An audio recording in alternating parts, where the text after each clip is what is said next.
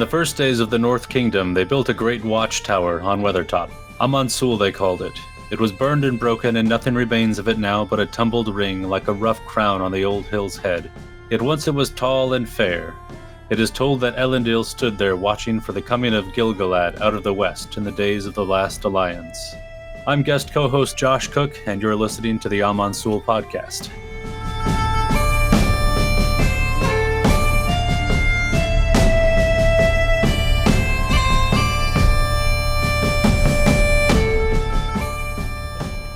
My Govanen, welcome to Amon Sûl, a podcast for tall hobbits with elvish aspirations. I'm Father Anthony, an Orthodox Christian priest, and here we talk about the works of J.R.R. Tolkien because we love them and believe in their power to orient us toward what is highest and noblest.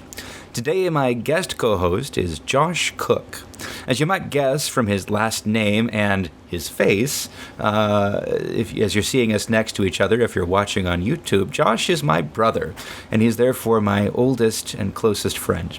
He is the first person with whom I discussed the works of J.R.R. Tolkien, and we kept each other awake many nights as children discussing tangled genealogies of the 3 houses of elves and the 3 houses of men and the uncounted houses of hobbits. There was a time when I would swear he had the genealogical appendices of the Silmarillion memorized. But that's all many decades in the past now. Josh works professionally as a database manager for a small liberal arts college while serving as a tonsured reader at Holy Ascension Orthodox Church in Albion, Michigan. He and his wife have 4 children as of this past Great Lent. Congratulations. And his other hobbies include gardening, brewing, and home improvement. Basically, he is himself an overgrown hobbit, although he keeps his extra hair on his chin rather than his feet. I have to say to our audience here that if we'd done this episode 2 weeks earlier, Josh's beard would have much outshone mine. But he has trimmed up. He was last seen on Amon Sûl a couple months ago when he joined the panel for our Paschal episode, but I'm thrilled to have him back for a full episode. So, Josh, welcome back to Amon Sûl. Thank you. It's really fun to be here. I remember thinking after that Pascha recording, gosh, I wish I had gotten more sleep before that. And of course, my kids were up last night, so if I doze off in the middle of this, just shout in my ear. No problem. But it's fun to be here. The thing I always think is sort of the funny paradox of podcasts is you listen to one and you hear the podcaster's voice and you hear the anecdotes and it starts to feel like a very personal connection. Like I know this podcaster, but it only goes one way. So it's fun to have a podcast where I do actually know the host. You know me better than anybody else. Which is a little crazy. So on our episode today, Josh and I will be revisiting the past 5 chapters and discussing all the things that he wanted to weigh in on while listening but couldn't, in as much as he was not on the podcast that time. As we say farewell to the Shire until we return to it in 2030, which is terrifyingly the earliest we are likely to reach the scouring of the Shire if we continue at the rate of 1 chapter each month, and I don't have time to go faster. Anyway, before we get into all that, Josh, I know I just told the story of how you first encountered the works of Tolkien as I remember it, which is to say, I read it first and I shared it with you, but that's only from my perspective. So why don't you start by telling us the actual rest of the story, a bit about yourself and how you came to first connect with the works of J.R.R. Tolkien. What's your first memory of that, or whatever you want to share? Yeah, my memory isn't good enough to recall exactly how I first read it, but of course I read The Hobbit first, what really captured my imagination with The Hobbit was the dwarves. And Bilbo is great, whatever. But the dwarves, they're so cool. They live in the mountains. They make things. They dig tunnels. They have these the kings and everything. And so I thought, surely the point of the story is the dwarves. and so when I remember learning about, of course, through you, about the sequel. There's more, and looking at the book titles, and I thought, The Return of the King. Thorin's coming back. And I was shocked to get into it and realize that it was not about the dwarves. And it took me, I remember it taking me a little while to come to terms with that and embrace the story for what it actually was. Took a little time to forgive Tolkien for actually killing off Thorin. But most of my memories then are learning more about it, as not as read for the first time, but as described to me in those late nights when we should have been sleeping, which is not, Tolkien is not the only thing I learned about that way, of course. There was a movie trilogy that you described to me, and they have swords, but they're laser swords, and they call them lightsabers. Many things you introduced me to. Some more lasting than others. Yes, but once we had shared them together, then it became sort of a private language, and everyone else was locked out, and that was always fun, more or less. And also, like a few things, it felt like we were discovering them ourselves for the first time, but it ended up being a common language that we could share with our dad and our uncle. Right, and then with a lot more people as we went out into the world. But it's as it turns out, yeah. And then they started making movies, and everyone thinks they can speak the same language, and well, maybe not. And I well, I won't get into the movies too much, but I have very fond memories of watching the movies start to the casting and figuring out where they would film. And my memory is saying, the perfect actor for Gimli, or us saying the perfect actor would obviously be John Rhys-Davies. And Peter Jackson listened to us on that, at least. Possibly not on other things. I remember hearing that he had cast Glorfindel, though, and being very perplexed about that particular. Oh, well. Yes. Well, yes. All right, so just to get some sense of how you personally interact with Tolkien's works, and this is actually, well, maybe not the first time I get to ask this question, but close to it. I have a question. If you had to pick one, which character in Tolkien's works are you most like? Which character would you most like to be like, or which location would you like to live in or visit? Which question would you pick, and what would you say? I'm taking the easy way out, so I don't reveal anything about myself or who I would like to be, and I picked the location. And I think you'll understand why I picked this particular location, because maybe you would pick it too. I picked Dorthonion, the lands of Beleriand, because it's high on a plateau and with mountains and pine trees. And if anyone listening has ever been to Flagstaff in northern Arizona, that may sound familiar. So you in fact have intuited that was my answer years ago when I had this question first asked to me. So the other advantage of Dorthonion is that it is one of the few parts of Beleriand that actually survives the overthrow in the War of Wrath, and could still be accessed. You could sail to Dorthonion, just a hop, skip, and a jump in a boat from the Grey Havens, in fact. But, oh well, very good. Anything else you would like to see in Dorthonion if you could get there? Well, I think by the time the works move on from Dorthonion, it's not a very nice place to visit. No. So I'd hopefully get there before the spiders and the horrors descend. This is a weird, ancient history question, but did you ever play any of the Balerian mush with me way back in the day? Yeah, so I don't know if anyone else on the internet remembers that once upon a time on the internet there were multiplayer text-based games, and some of them were just sort of hack and slash, but some of them were actually role-playing, and there was a beautiful server called Balerian where you could go north, south, east, or west and have the landscape described for you. And yeah, I frequented Dorthonion frequently. And the descriptions were so it was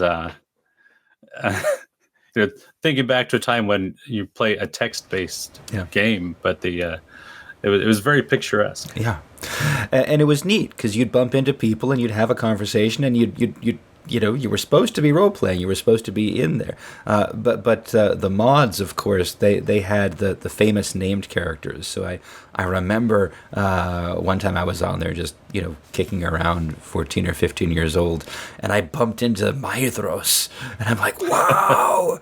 And I think I fanboyed, and he was very, very gracious. But yeah, anyway, yes, Dorthonion.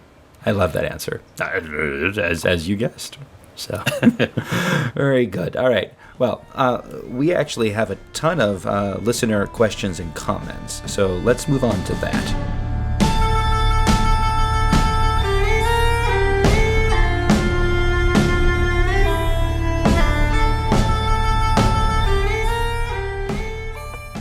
I have to note that all of these are in the spirit of our retrospective episode here today. So these are all messages that we've received just in the last few months, which is a change because up to this point we've mostly been doing stuff from the back catalog. But I think these will do nicely to start our conversation off. So this first is an email we received in February from listener Daniel after episode 114 with Dr. Cyril Jenkins discussing the shadow of the past. So would you read this email, Josh? Good morning. I am writing regarding a passage in the Fellowship of the Ring that has always puzzled me. In the letter left by Gandalf at the Prancing Pony, he sternly warns Frodo not to use the ring again. The use of the word again is striking to me. At this point in the narrative, we have seen Frodo use the ring twice, once in the house of Tom Bombadil and once at Weathertop. The problem is that Gandalf wrote the letter before either of those events happened. So to what use of the ring could he be referring? I have a theory that I thought I would run by you. To explain myself, I want to note 3 data points. After having been given the ring by given the ring by Bilbo, Frodo is warned by Gandalf not to never use the ring, but to use it seldom, if at all. When we first see Frodo wear the ring in Tom Bombadil's house, it is with a certain familiarity.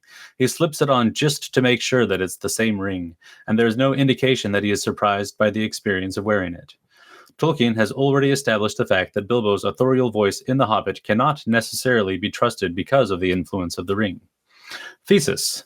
Frodo has already worn the ring in the interval between receiving it from Bilbo and the beginning of his journey in Chapter 3.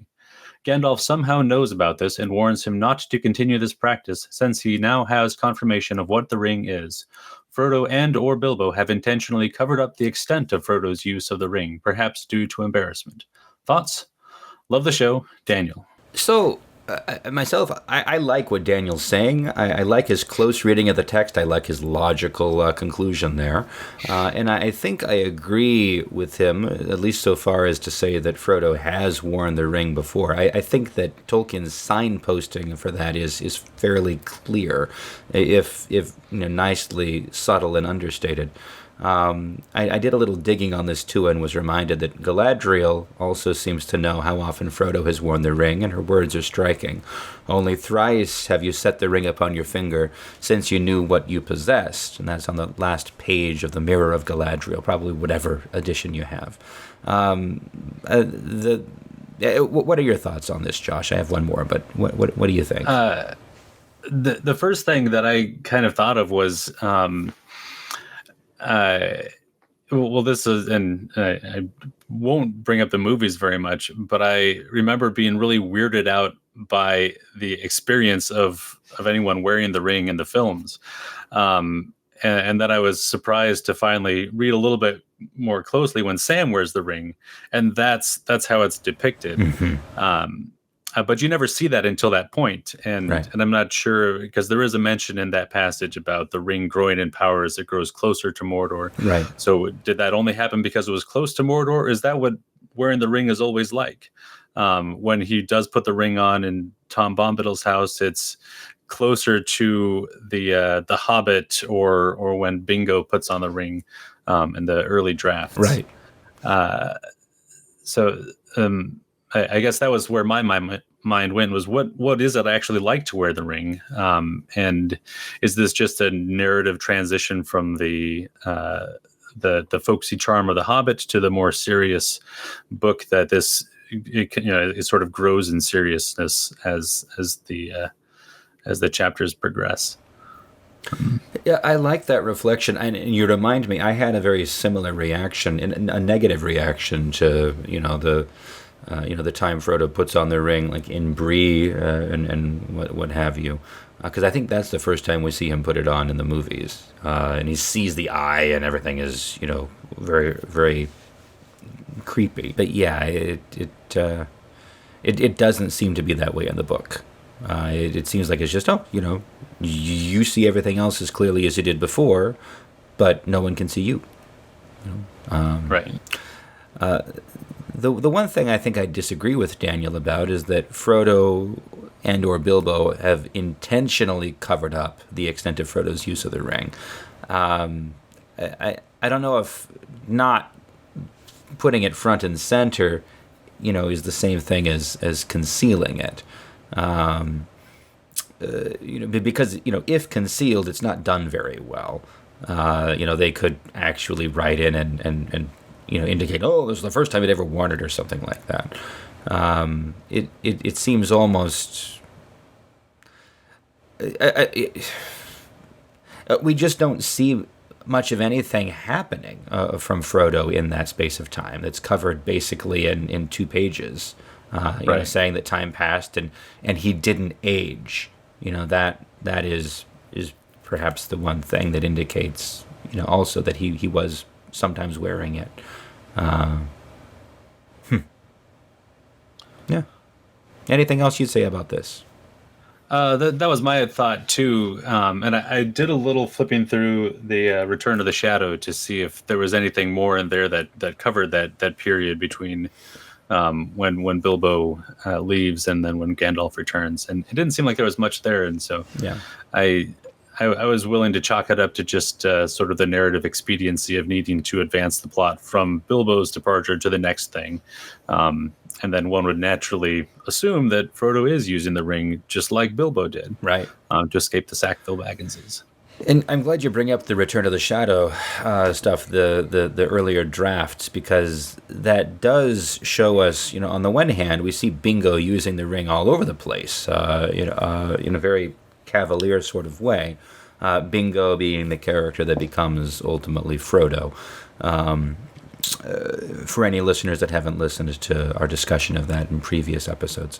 But the other thing is, I'd missed this on my first, few episodes, but then going back and remembering that there's an intermediate draft between the versions of Three's Company and what have you, and the ones that we actually get in the book. We read some of those drafts, the earliest drafts in those episodes, and then of course we know what's in the books. But there is an intermediate draft. And in that draft, Christopher Tolkien really shows his father grappling with the question of who knows about the ring when, and part of why what's indicated there. I actually pulled some excerpts for later in the episode, but what's indicated there is that Tolkien has a problem, because if he shows Bingo wearing the ring all the time, but then also wants the ring to be a surprise for Merry and Pippin and Sam, then that just doesn't work. So ultimately, Frodo's use of it becomes a lot less frequent than it had been in the early drafts, and that goes along with the intensifying recognition of the ring's evil. But Yeah, I think the absence of those things is as much an artifact of how Tolkien went about composing the thing, with a lot more ring use before, and then less and less.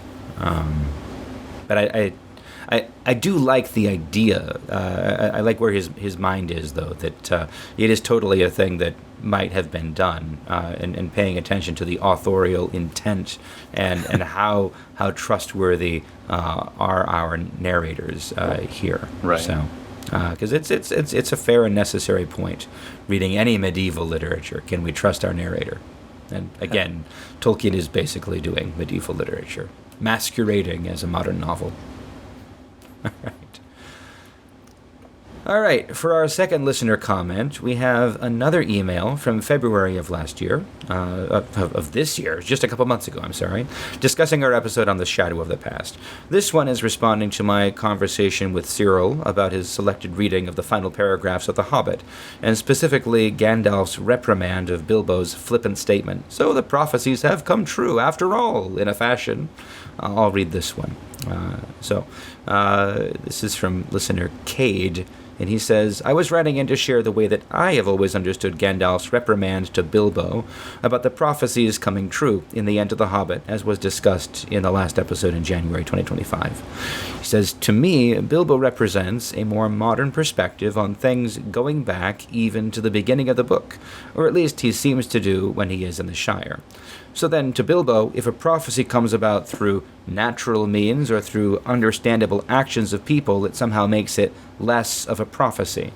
The idea being that prophecy coming true represents something miraculous, and nothing which can be explained is really a miracle, which I feel like was a modernist sort of take on miracles made popular from the Enlightenment forward. Either prophecy and miracles are not real, or else they are primitive misinterpretations of natural phenomena. So to me, Gandalf was telling Bilbo that this is not how prophecy works. Just because someone could explain events rationally, whether or not the events did transpire through that explanation, it does not make those events necessarily less spiritually or prophetically significant." And then he says, "Thank you for continuing with the podcast." So what do you think of that, Josh? Any thoughts on prophecy and modernism and miracles? Well, the first thing that came to mind, I can't remember which book this is from, but a passage that C.S. Lewis wrote on miracles. And I read this about the same time that I started making mead, and so it spoke to me. But if I remember it right, he was comparing talking about Christ turning water into wine at the wedding of Cana, and saying, is it less miraculous that the water turns into wine over a long period of, say, 4 to 6 weeks if you're using a wine kit, or not using a wine kit. But if it takes longer, is it less miraculous than if it happens instantly? It sure seems less miraculous, but is it actually? Interesting. I like that, because the making of wine or mead too is frankly a miracle.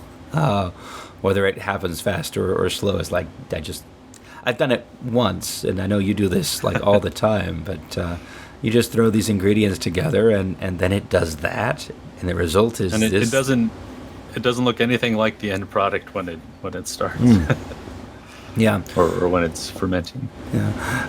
I did really appreciate, I have to say, I appreciate what is effectively Cade's rebuke of me, too, because I should have gotten this, and I didn't. And yeah, it makes a ton of sense that you've got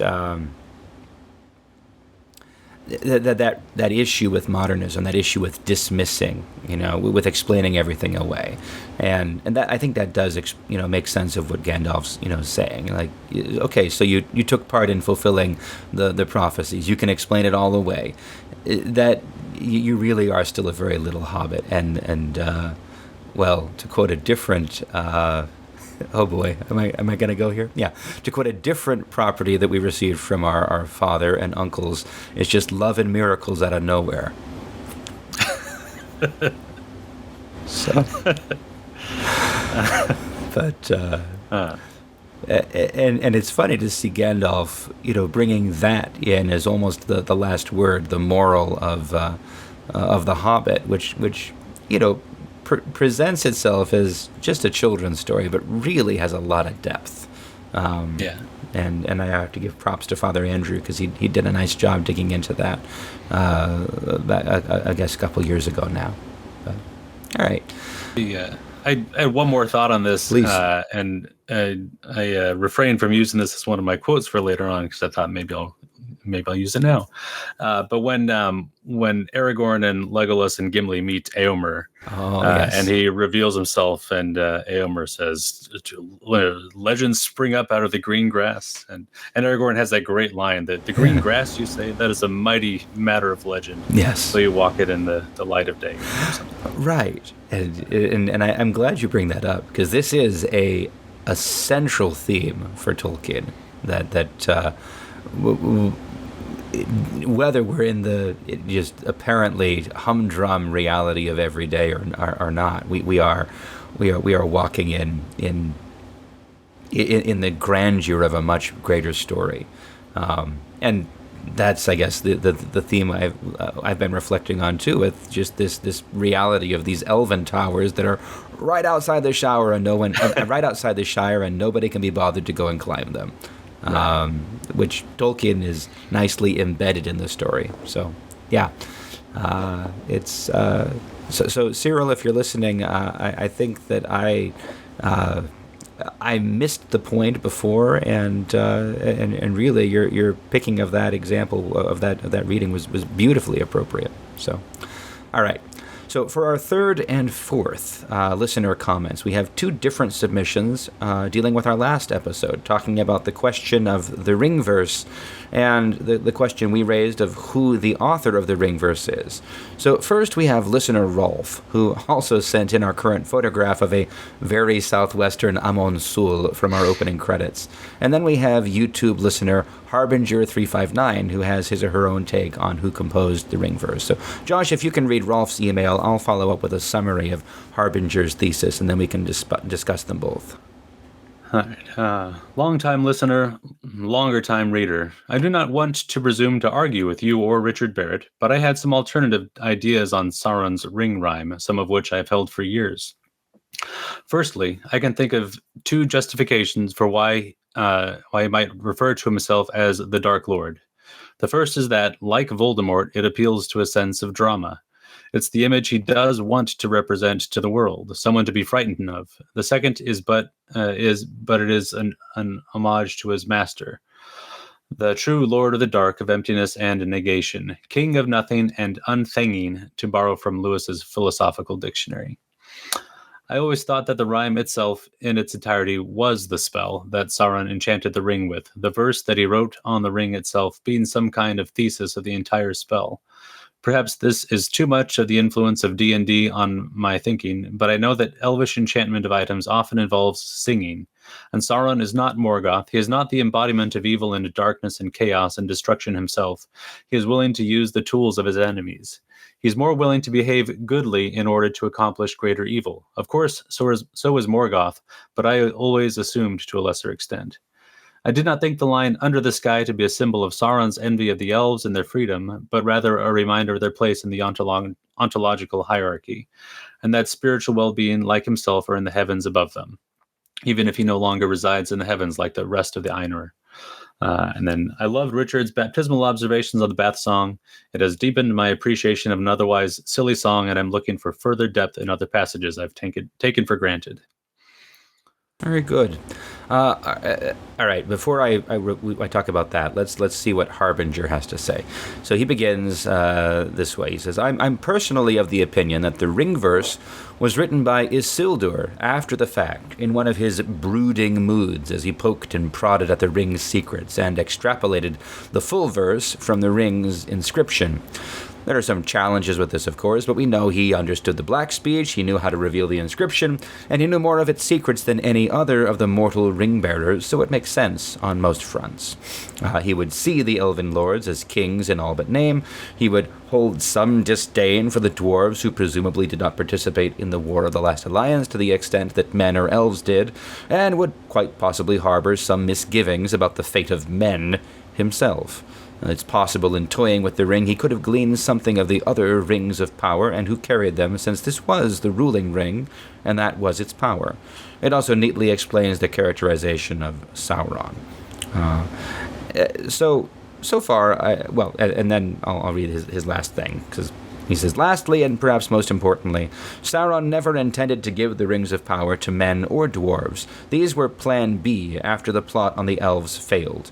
I doubt Sauron would commit that to paper or admit to it, least of all upon putting on the One Ring, since at the time his plan with the elves had not yet been revealed to have been a failure. All told, I think the evidence points towards Isildur over and above anyone else.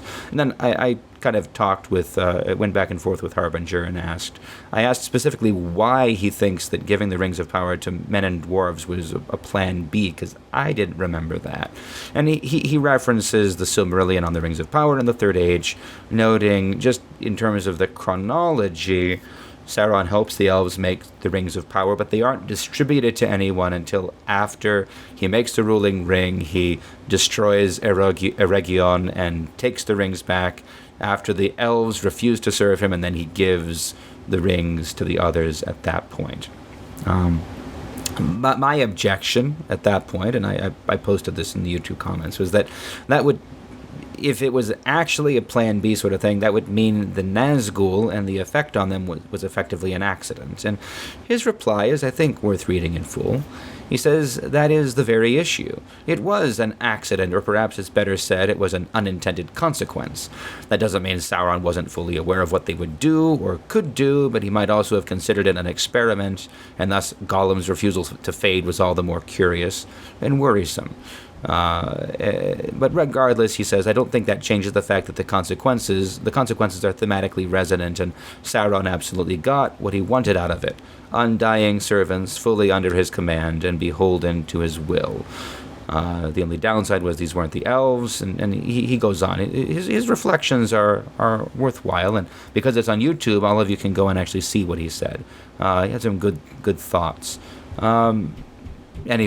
So although that's quite a mouthful, Rolf, I think, provides us with a fairly conservative reading, suggesting that the ring verse might be actually faithfully transmitted to us, just as Sauron wrote it, while Harbinger goes fairly deep into the weeds with his thesis that only the text on the ring itself is Sauron's composition, and that Isildur himself composed the rest of it.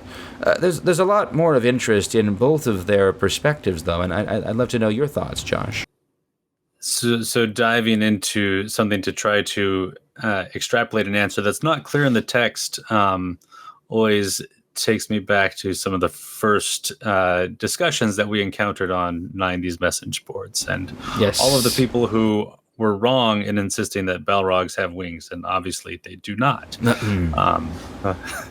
Just to be clear, this podcast is officially agnostic on the question of Balrogs and their wings. Josh's opinions do not reflect the official position of Ancient Faith Ministries. And I would probably align myself more with that now. I prefer to leave it a little bit more agnostic with these questions and not necessarily try to answer them, because that's the easy way out. And I took the easy way out. But I did have an idea of my own while reading through this and thinking about it, and wondered if maybe it was joint authorship. Perhaps the elves wrote the first three verses, or the elves, maybe Celebrimbor with, was it Anatar, Sauron's good guy name? Right. Giver of gifts. Giver of gifts. Perhaps they wrote it together and said, hey, let's write a poem about this cool project we're doing. And then later on, the elves said, we're going to add a little bit to that poem because it turned out a little bit differently. This is Celebrimbor, and this is the rest of the story. So that was my thought. I don't know if I'm convinced about Isildur writing it. The other thought I had with Sauron is, I think this is hinted at in some of the notes for the Galadriel and Celeborn from Unfinished Tales, but it's or was it in the Silmarillion? It seemed like Tolkien was a little bit on the fence about whether or not Sauron was actually redeemable. Could he have repented? I think it was implied that perhaps he could have repented and come back to Valinor.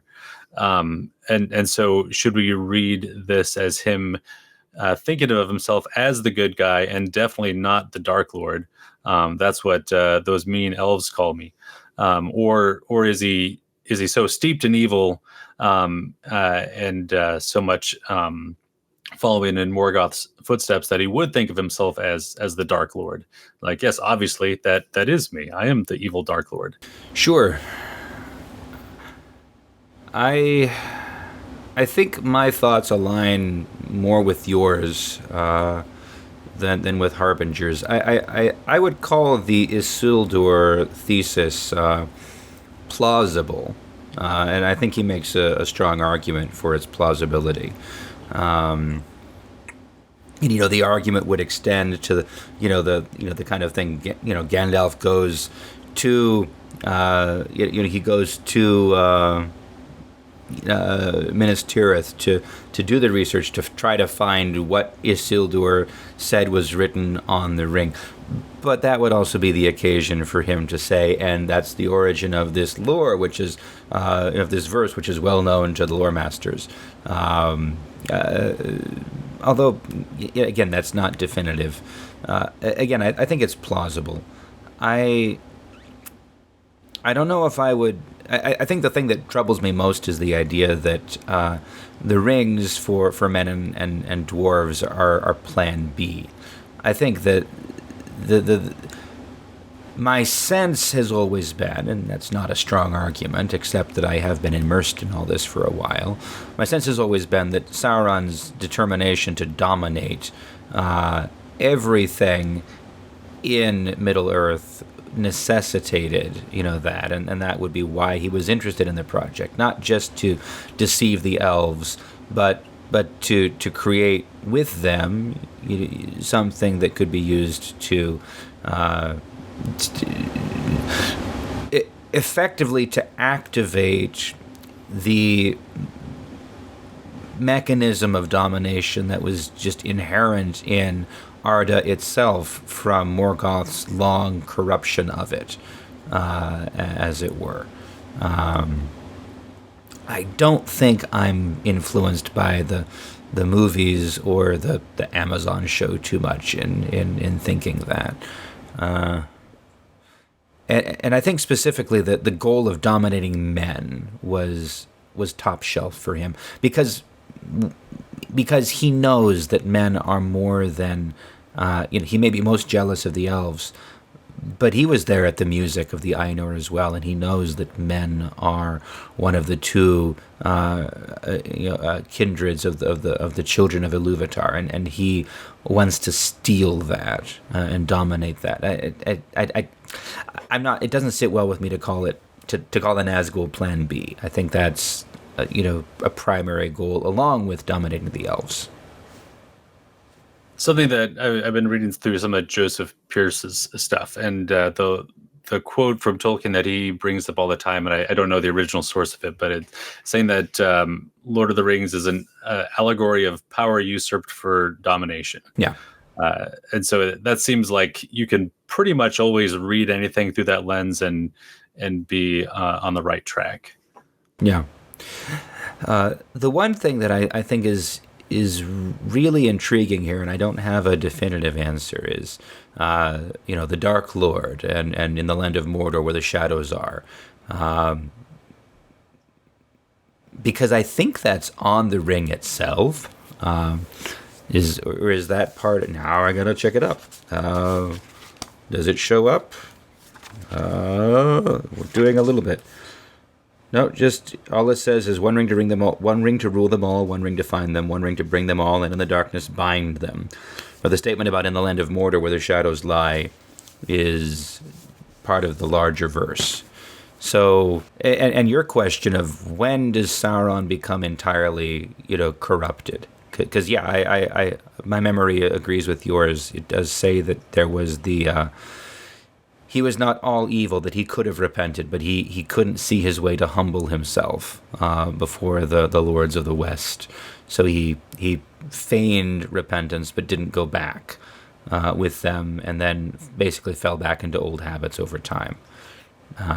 Not by trying to seduce the orcs and then being murdered by them in a massive stabby fest, and then becoming the ooze that ate everything living for miles. And oh well. I must have missed that part.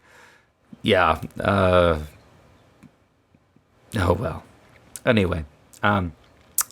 But as an argument, as an argument for him speaking in a positive way about darkness, the way that he's shown convincing our Pharazôn and the Númenóreans to worship Morgoth, the Lord of the Dark, as the one who has real power over death, that seems that seems to indicate giver of gifts, pretty Sauron or ugly Sauron. He's he's in the tank for the dark, if you will. Anyway, that's all we've got for questions and comments today, but do feel free to send more to us at amonsûl@ancientfaith.com or by messaging us on the Facebook page, and you will probably hear it on an episode to come. I'm realizing doing the continuous reading in sequence, it really makes it a lot easier to address listener questions and comments close to when we receive them, and it's possible to become a lot more actively a part of the conversation here. So please do write to us if you have thoughts. While we're urging you to write to us, please remember we are also always looking for new photograph submissions of landscapes that resemble Weathertop and the Weather Hills approaching it, so that we can feature them on the YouTube feed during the podcast opening. So if you live or work or commute under the shadow of Amon Sûl, please share a photo with us.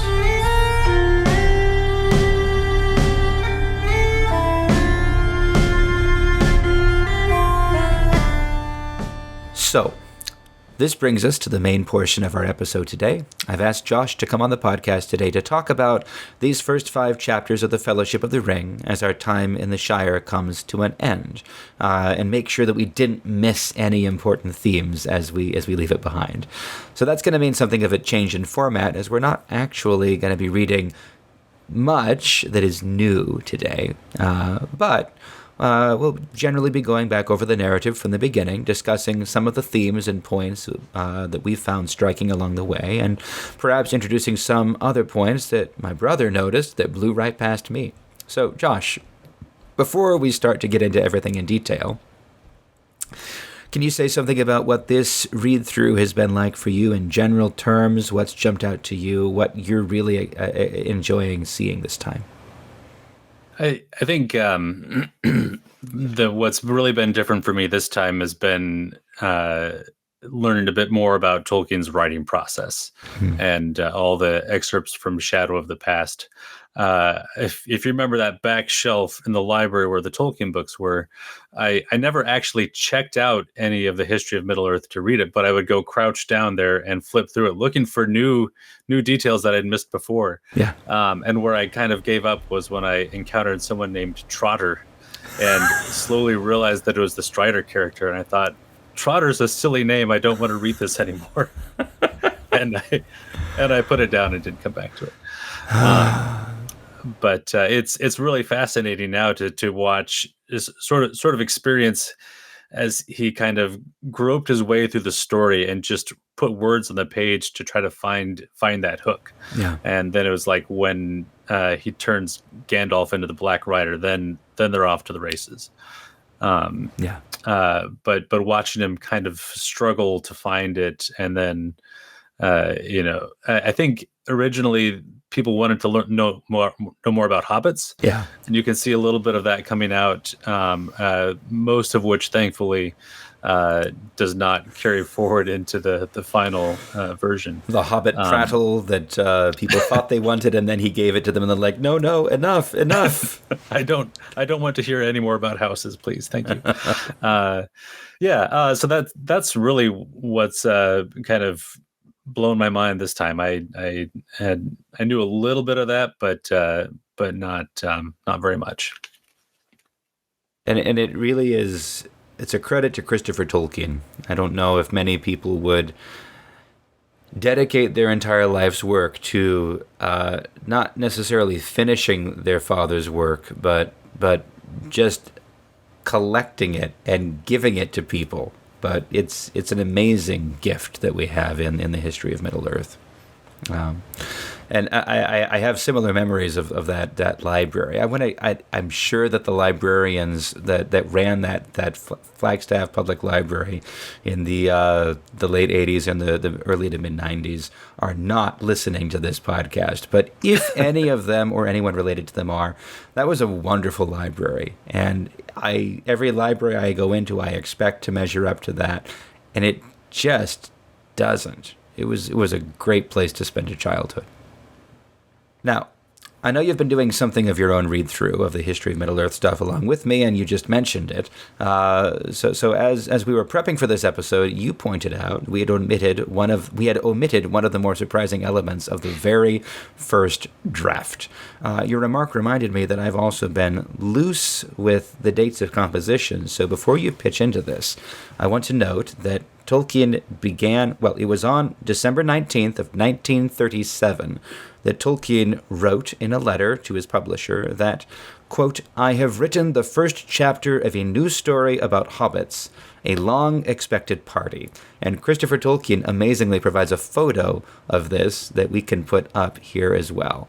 This is the first page of the first draft in Tolkien's own handwriting.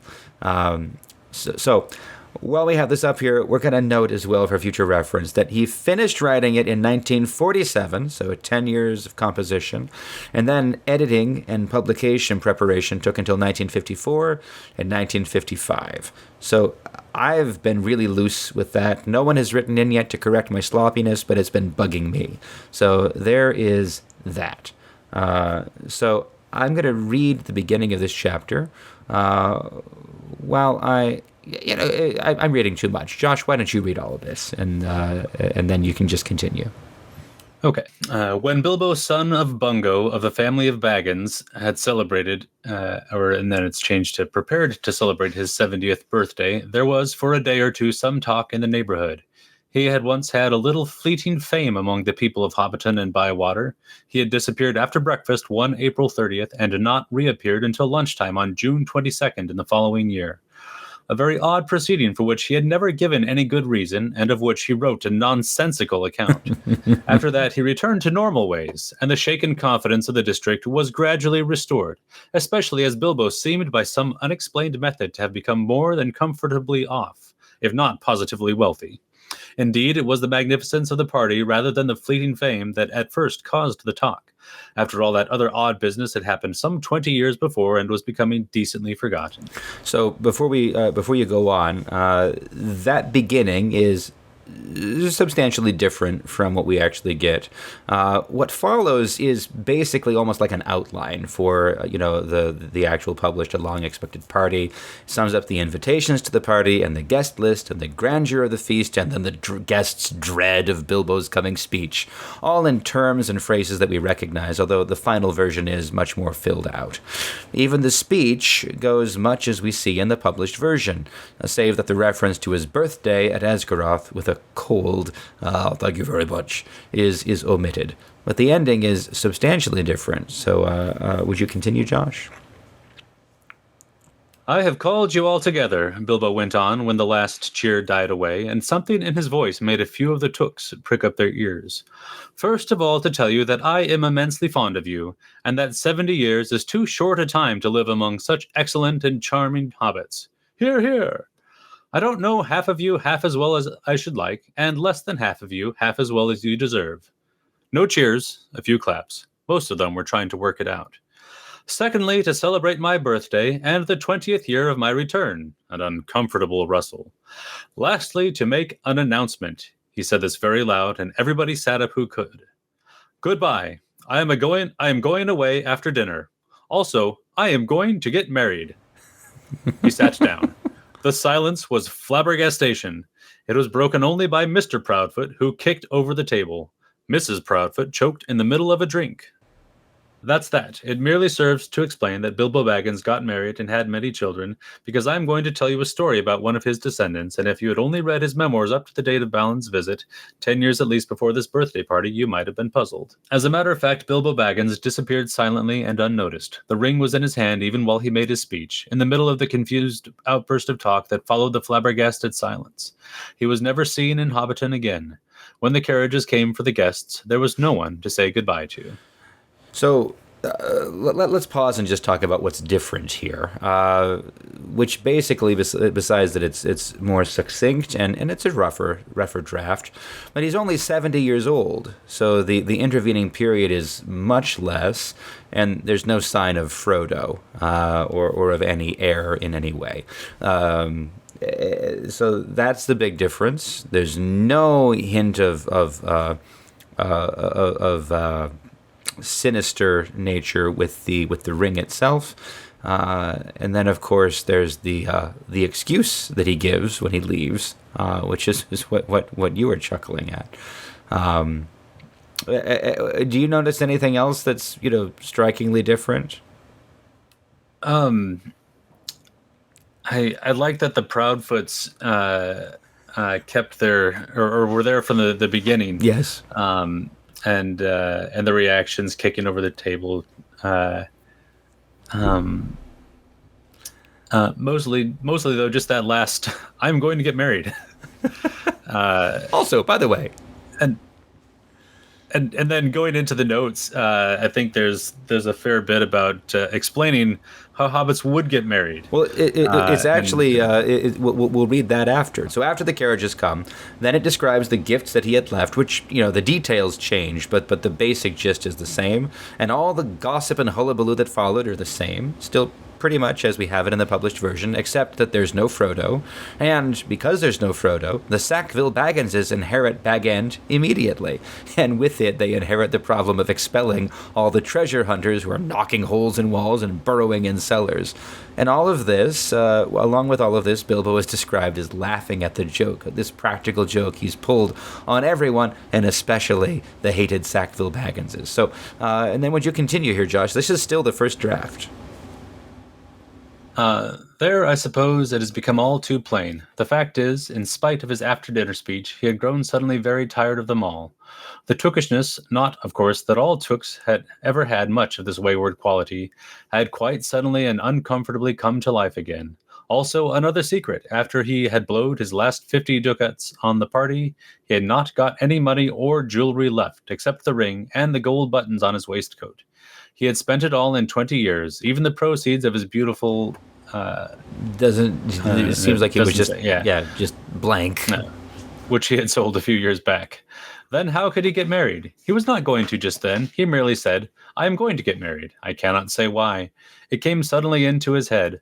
Also, he thought it was an event that might occur in the future if he traveled again amongst other folk, or found a more rare and more beautiful race of hobbits somewhere. Also, it was a kind of explanation. Hobbits had a curious habit in their weddings. They kept it, always officially and very often actually, a dead secret for years who they were going to marry, even when they knew. Then they suddenly went and got married and went off without an address for a week or two, or even longer. When Bilbo had disappeared, this is what at first his neighbors thought. He has gone and got married. Now who can it be?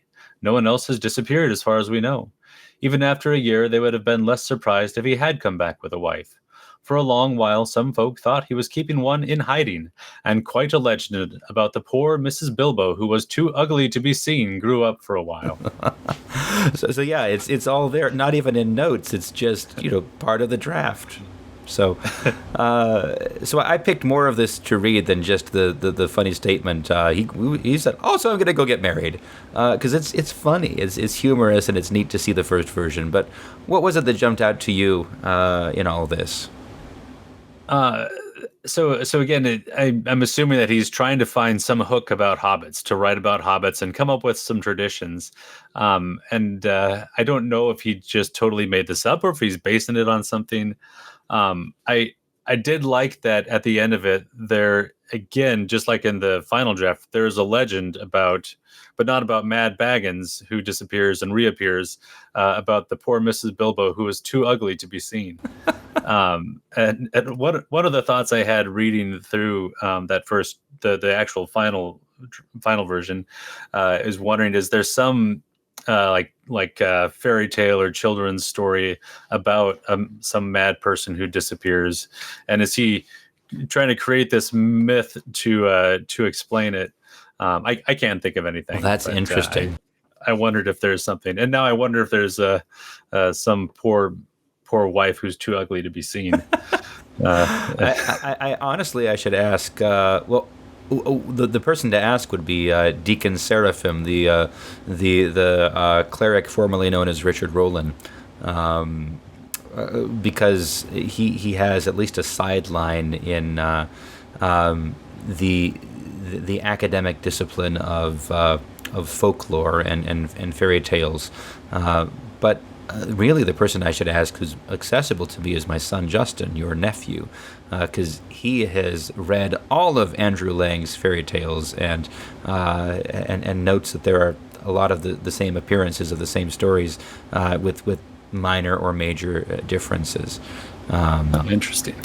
The thing that I was struck by was, even though this disappears like completely, the idea of Bilbo getting married and having an heir of his own is nowhere to be seen in the final draft, and Frodo as well. They're both confirmed bachelors, but I almost wonder if he had this in mind when he finally comes around to the scouring of the Shire, and Rosie Cotton all of a sudden shows up out of nowhere. Right.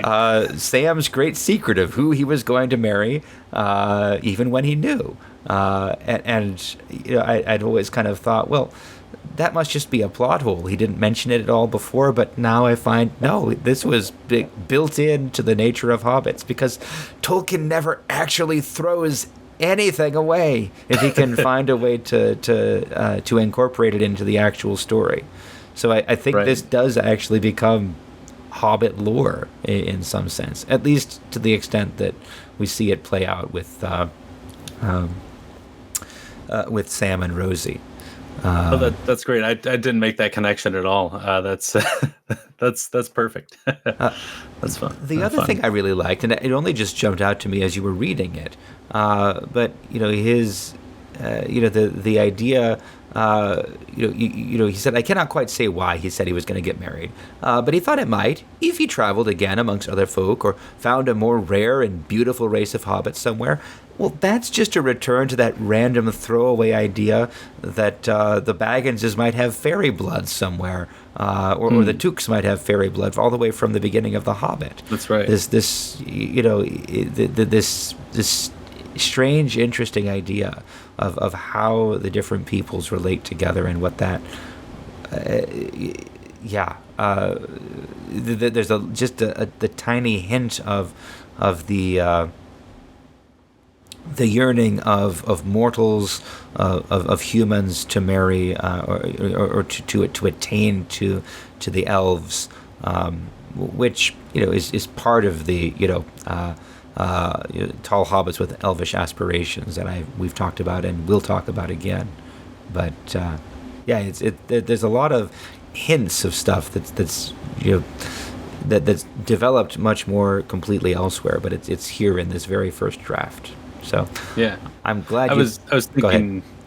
I was thinking too that passage you just read again, found a more rare or beautiful race of hobbits, and of course they do realize that they found another race of hobbits. However, he is rare, but unfortunately not more beautiful. No, very unbeautiful. That's a good thought.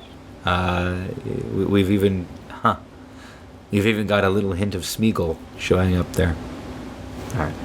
All right. Well, let's go ahead and move on. One thing that is mentioned here is that Bilbo had grown suddenly very tired of them all, and I think you had some specific thoughts about that in particular.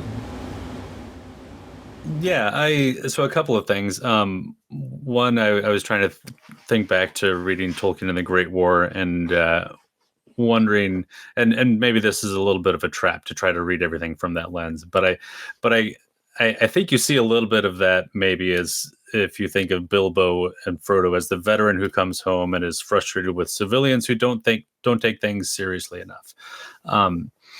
But I like, and I don't know if I have this thought fully formed, but I think I like how Tolkien does that, because he doesn't just say, and obviously they're right, the hobbits are idiots. It's more of like, well, sure, they're frustrated, but it would actually be wrong to want them to experience war or to be invaded. There's something beautiful about the Shire as it is without that, and that, to break it with that wouldn't fix it. Right. I think there's a lot of really important themes, working around in there, because like you bring in Frodo's line about, I've always been so fed up with the hobbits, but they would benefit from an invasion of dragons or something. But now I don't feel that way. I'll feel better if I know that the Shire is here behind me. Right. But the Shire doesn't actually remain behind them. They go out, kind of carrying that idea of it, but then they have to scour it and cleanse it and renew it when they come back again. I think Tolkien has more of this in mind than he even makes explicit, and we'll see this as we go through further. But yeah, I think you're onto something with that sense of a veteran coming home from the war. And also just anyone who has a larger sense of what the world is and can be or should be. But the tension between hobbits and hobbits as they are and hobbits as they ought to be or could be is really fundamental throughout the text, and more explicit than I had realized, again with the repeated reference that I'm now beating to death. The hobbits lived right next to the Elven Towers and couldn't ever be bothered to climb it, which I'm beating to death, but frankly, every time those Elven Towers are mentioned, there is a mention that the hobbits didn't realize anything was there and never bothered to go and see. Right. So. My only other thought with this is a little bit more lighthearted, and maybe it's a little bit of Tolkien reflecting on the direction that his writing took early on, and maybe what Bilbo is very tired of is trite conversations about living in houses and only having wooden plates so you could throw them out the window and they would land in the soft grass. I could not blame Bilbo for being tired of that. It's true. But I think it's fascinating that that's the place where Tolkien first puts in the tower. Right. As the place in the middle of all that. Right. It's amazing. He's like, it's almost too clever. He's like tweaking people's nose. So, all right. So I think that wraps us up with chapter 1. Moving on to chapter 2, I just want to start by emphasizing again what Cyril and I noticed there, that Gandalf's first words are, "How bright." No, it's not. It's not even there. It was Brad Berzer and I. Gandalf's first words in chapter 1 are, "How bright your garden looks," and I think this is important. It indicates not just the garden itself, but the entire Shire and even the hobbits in it. It recognizes first Bilbo and then Frodo eventually as the gardener of the Shire, and ultimately Sam really nurturing the young and the impoverished and raising them up, elevating them to something more than they have been. And Gandalf, who has a similar task, really a similar ministry, a similar calling himself, he recognizes and honors what Bilbo and Frodo have done with his first words of the book. It's subtle, but it marks, and it really itself is the transition from The Hobbit, where Bilbo is the burglar, the grocer, the temporary exile from the Shire, now to The Lord of the Rings, where he begins as the gardener of the Shire, and then himself and then his heir spends the entire book defending the Shire and preserving its goodness from afar. I might be reading too much into it, but it works, I think. What do you think, Josh? Yeah, I think maybe you're not reading enough into it. No, I agree. And I guess to kind of tie that back in, it really is to Bilbo's credit that even though he's tired of the hobbits and he's had all these adventures, that he has nurtured them. And this whole opening part is full of references to how Bilbo took the younger hobbits under his wing. And you see that so much so with Sam, even in the first time you meet him, and he's looking for elves, and he sees an Ent, and if any hobbit would have climbed the towers, it would be Sam, and of course it's Sam's family who eventually lives next to the towers, right? But I think with and I think more people know more about this than I do, but it seems like with Tolkien, anytime there's something about growing things, be it trees or gardens, it's important. So Tom Bombadil has a garden. The only place in Minas Tirith where something grows is in the Houses of Healing. And of course it's Sam. When he's tempted by the ring, he's tempted to be, the hero of the ages and turn the whole world into a garden. And then, right. And it's then his humility or his hobbit sense that saves him. And then going back to Tom Bombadil, I got this from Joseph Pierce too. So the first words that Gandalf speaks are how bright your garden is, but one of the last times you really see Gandalf until they leave Middle Earth is when he says, "I am going to go talk to Tom Bombadil," and kind of maybe brings it full circle from him commenting on Bilbo's garden to then going to talk to Tom Bombadil as perhaps as one gardener to another. Right. Because Tom is, we're coming up on Tom here, and Tom is master. He doesn't possess anything, but he's the master. Right. He belongs. I like that. All right, good.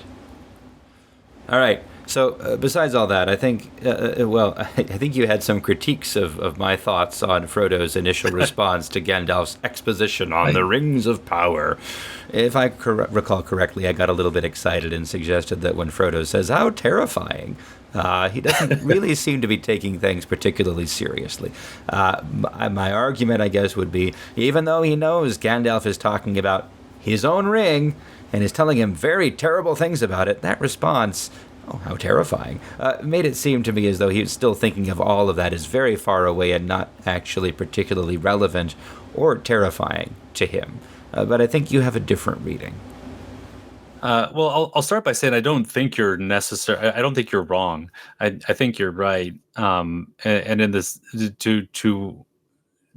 or I guess to that point, I would then extend a little grace to Frodo and say it seems like he's a proxy for the reader who is probably here to read about luck and funny disappearances and maybe learning how the game of cricket was invented now that we know the origins of golf.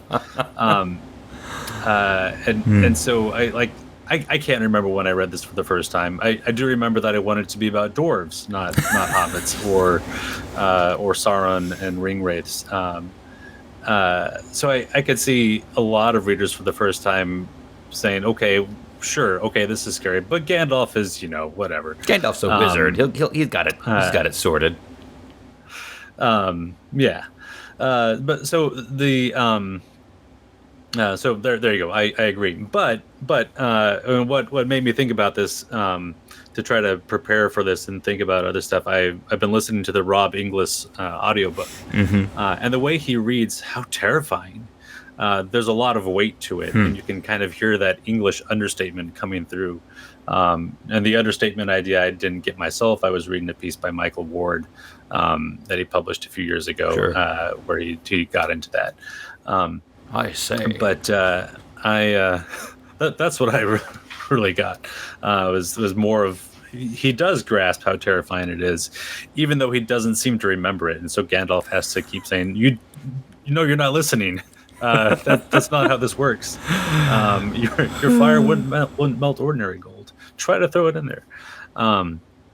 So I think in one sense he does grasp it, and it's that English understatement. But at the same time, he's experiencing this for the first time. Many readers would be experiencing it for the first time, right? So I like to cut him some slack. Fair enough, and I like your idea. That really this is inviting and perhaps even dragging the reader along. Like, okay, come on. Come out of your comfort zone. It's not just the happy funny dwarves anymore. Although someone's gonna crucify me for calling them happy funny dwarves, but yeah. As long as it's with a V and not an F. Yes, dwarves. Exactly. Oh my goodness! I just finished reading Chronicles of Narnia to my daughter, and Lewis with his dwarfs. I'm like, I just changed it. They're all dwarves. Oh, interesting. I've been struggling with that a little bit. We're about halfway through Prince Caspian right now. Yeah. And dwarfs, yes. Dwarfs. Yeah, I figure I will correct dear old Clive's a little bit. Or Clive Staple, yeah.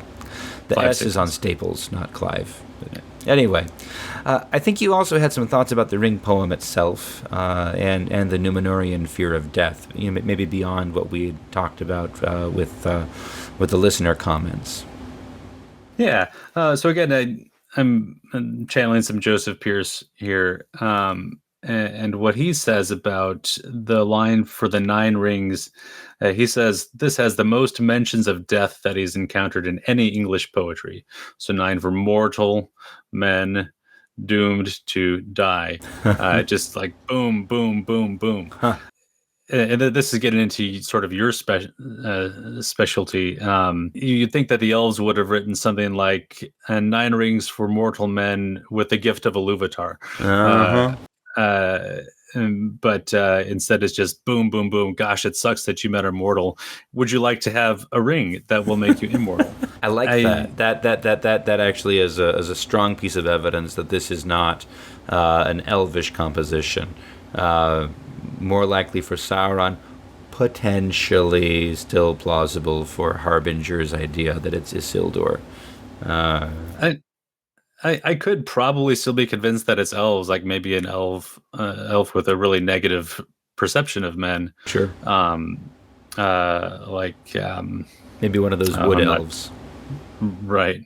It's like, okay, men are here, they're fine, but gosh, they're not around very long. They're mortal. They're just men, and they're doomed to die. But that's reading that makes me like the idea of it being written by Sauron, who's thinking, okay, this is how I'm going to dominate men by reminding them that they are mortal, they're doomed to die, as much as the Númenóreans lusted after the immortality of the elves. That's sort of the great Númenórean sin. We're just going to feed that. Yeah. Right. And it's like, and you. I feel like you see that throughout the history of men. Certainly, that's there. I think in the Athrabeth. Yeah. Of course, that it comes to its peak with the Númenóreans when Sauron corrupts them. Sure. Did Eru actually tell you not to take any rings from the giver of gifts? So I'm going to look back at my thoughts. So Joseph Pierce talks about that being a theme that's common in literature, but me being a little bit more recent, I like some different examples of people who are seeking power or afraid of death. And so for the first one, and maybe you can help me tie some of these thoughts together. So, and sorry to bring up Harry Potter, but I'll go there. I thought it was really fascinating what J.K. Rowling did with Voldemort and the Horcruxes. And sorry about the spoilers, everyone. I think it's sufficiently spoiled.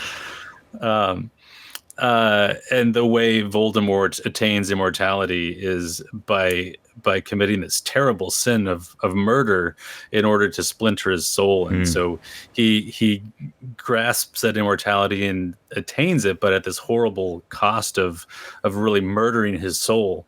And so by the time he is immortal, he's this husk of a human, and not even really human anymore. Right. His immortality is such a small thing that is left. Yeah. And I wanted to connect that to say, well, here are the ring wraiths, who are these fallen Numenorians who are grasping at immortality, and they get this ring, and really what it does is it destroys them. Yeah. Until they're turned into a wraith, and then when the ring is destroyed, they're gone. Yeah, you almost could connect those two ideas with just the fundamental reality. Looking at the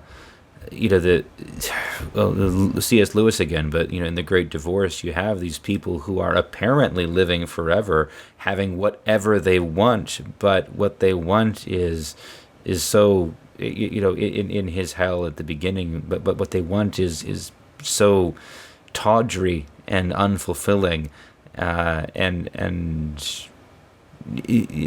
this really is the experience of sin in any way. Every time that we choose the temptation, and now I'm just preaching, but every time we choose the temptation, we wound our soul, we diminish ourselves, we get what we want, but at the cost of who we are called and created to be, and that writ large.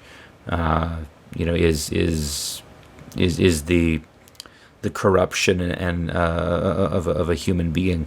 I mean, the ring wraiths are scariest when we realize that they're not a story. That is exactly the choice that is exactly the temptation and the choice that is offered. And the same for Voldemort, I guess. And to tie what you said back to the ring. And again, sorry, I really read through that Joseph Pierce. No, it was a good book. But he talks about his take on the ring is that it represents sin. Yeah. And so when someone has the ring, they can't stop sinning, and every time they use the ring, they're diminishing their soul, as you said. Yeah. And then of course at the end, when Gollum finally gets the ring back. He's not saying, "Oh gosh, this isn't what I thought it would be. I don't actually want it." He's falling into the flames, screaming, "My precious!" Yeah. And Pierce made the same connection to the Great Divorce that you did. I probably stole it from him then. Stuff sort of rattles around in the memory, and you don't even realize where it came from. So, the only. I just dislike it when we say the ring represents anything, because what Tolkien does so beautifully is, he makes it real. It's not a representation. It functions. It does the thing. Right. It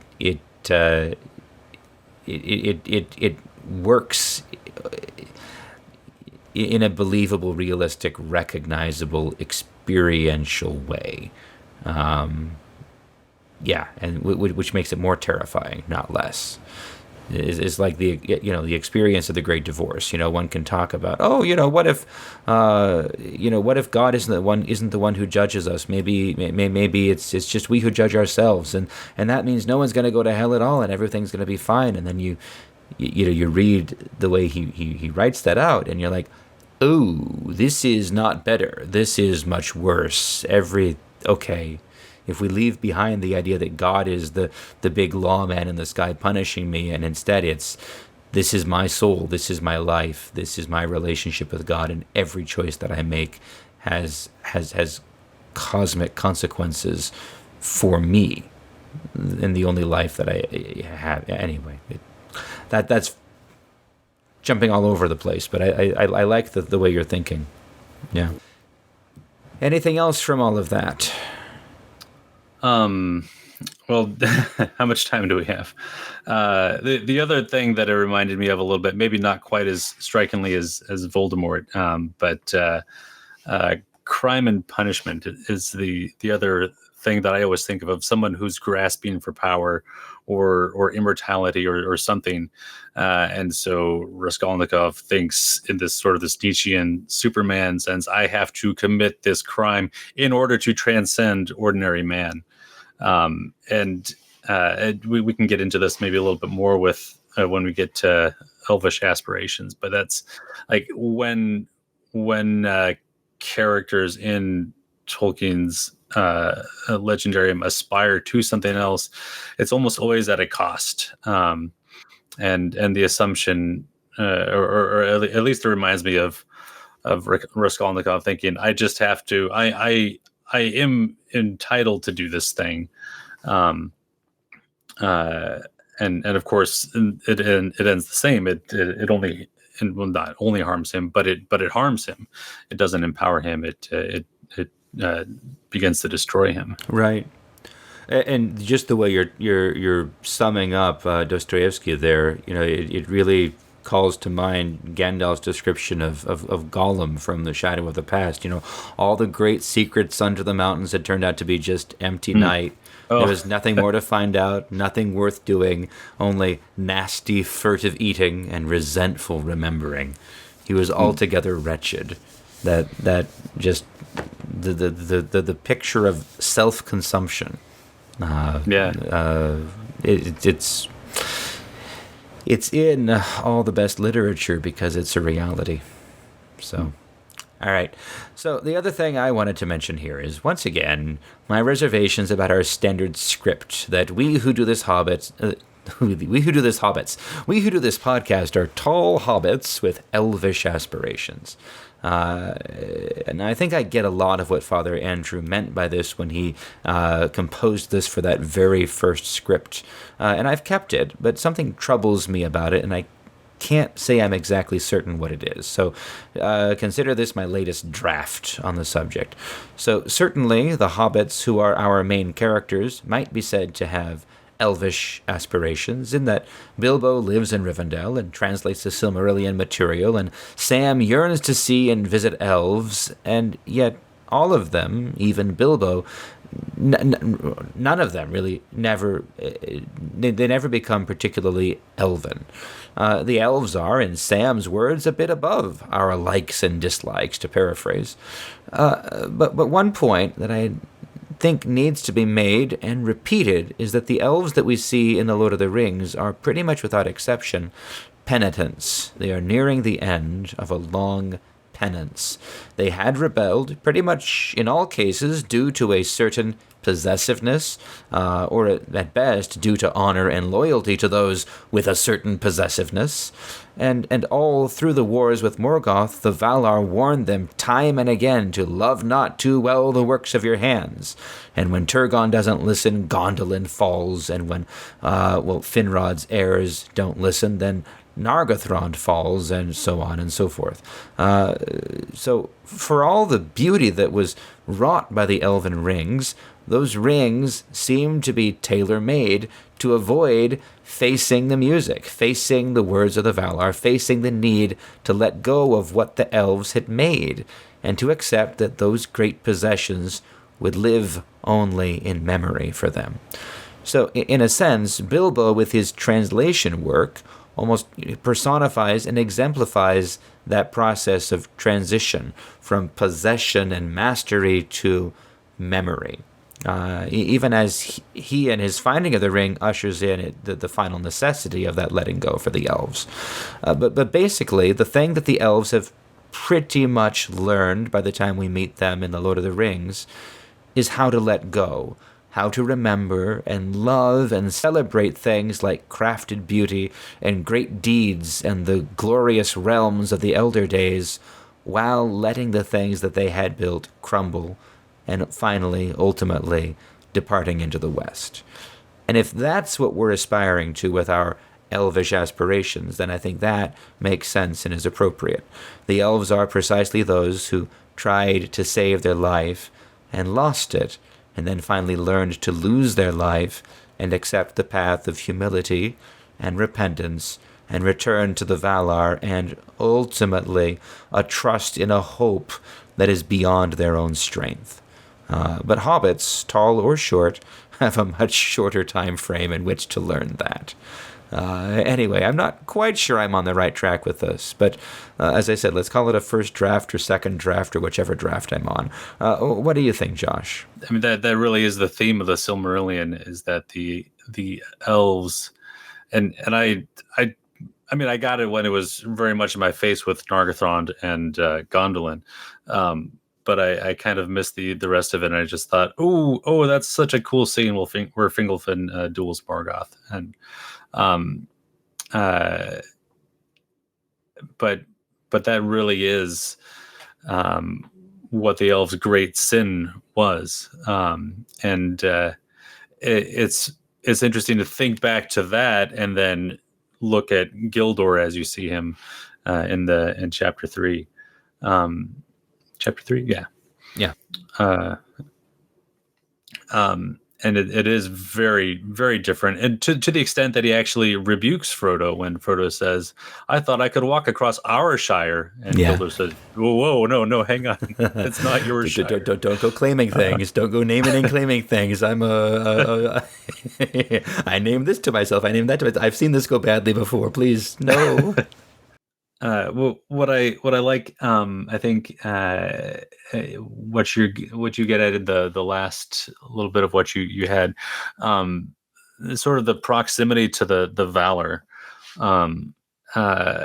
The hobbits, as we see them, they are very ordinary, just country hobbits, and Sam might dream of elves, but not all of them do, and we'll get into that later. But you get a sense from Frodo and Sam and Pippin when they meet Gildor that they understand that, or whether they understand it or not, they are actually being introduced to maybe a little bit of piety. With how the elves wait for the stars and they sing the hymns to Elbreth. And whatever songs they're singing in the Shire, that are not a lot of hymns that they sing. Right. But the song, with a shout out to the episode I did with Richard, the songs that they do sing, at least the ones that the hobbits are singing, they're all about this, traveling, seeing things, enjoying things, and then letting go of them, letting them pass. I'm thinking that let them pass is a lot more thematically important than I had thought. Oh, I like that. I hadn't thought about that. Yeah. There's a recording. Have you? I assume you've listened to the Tolkien reading Tolkien excerpts that are floating around. Yes, I believe I have those twice. I think I have them both on a CD and on an LP that I bought when I was trying to get into vinyl a few years ago. Nice. But of course I bought them and then ran out of time to listen to them. So they're sitting there waiting for me to attend to them. I may have to talk to you about those because I seem to have lost my copy of them. But I remember Tolkien reading that, and he reads it, let them pass. It's a very very quick moving reading. Anyway, that one always kind of stuck with me after hearing it in his voice. Right. And I wonder, he says it quickly, and is that because it's important and he's like downplaying the importance, or is it because it's not that important and we're just reading into it? Right. Or is it because he thought it should be a song, but perhaps didn't have the musical ability to make it into a song? Yeah. Um, Isn't that fascinating? Yeah, the music that he manages to put into all of his words, and yet he's not a musician. right.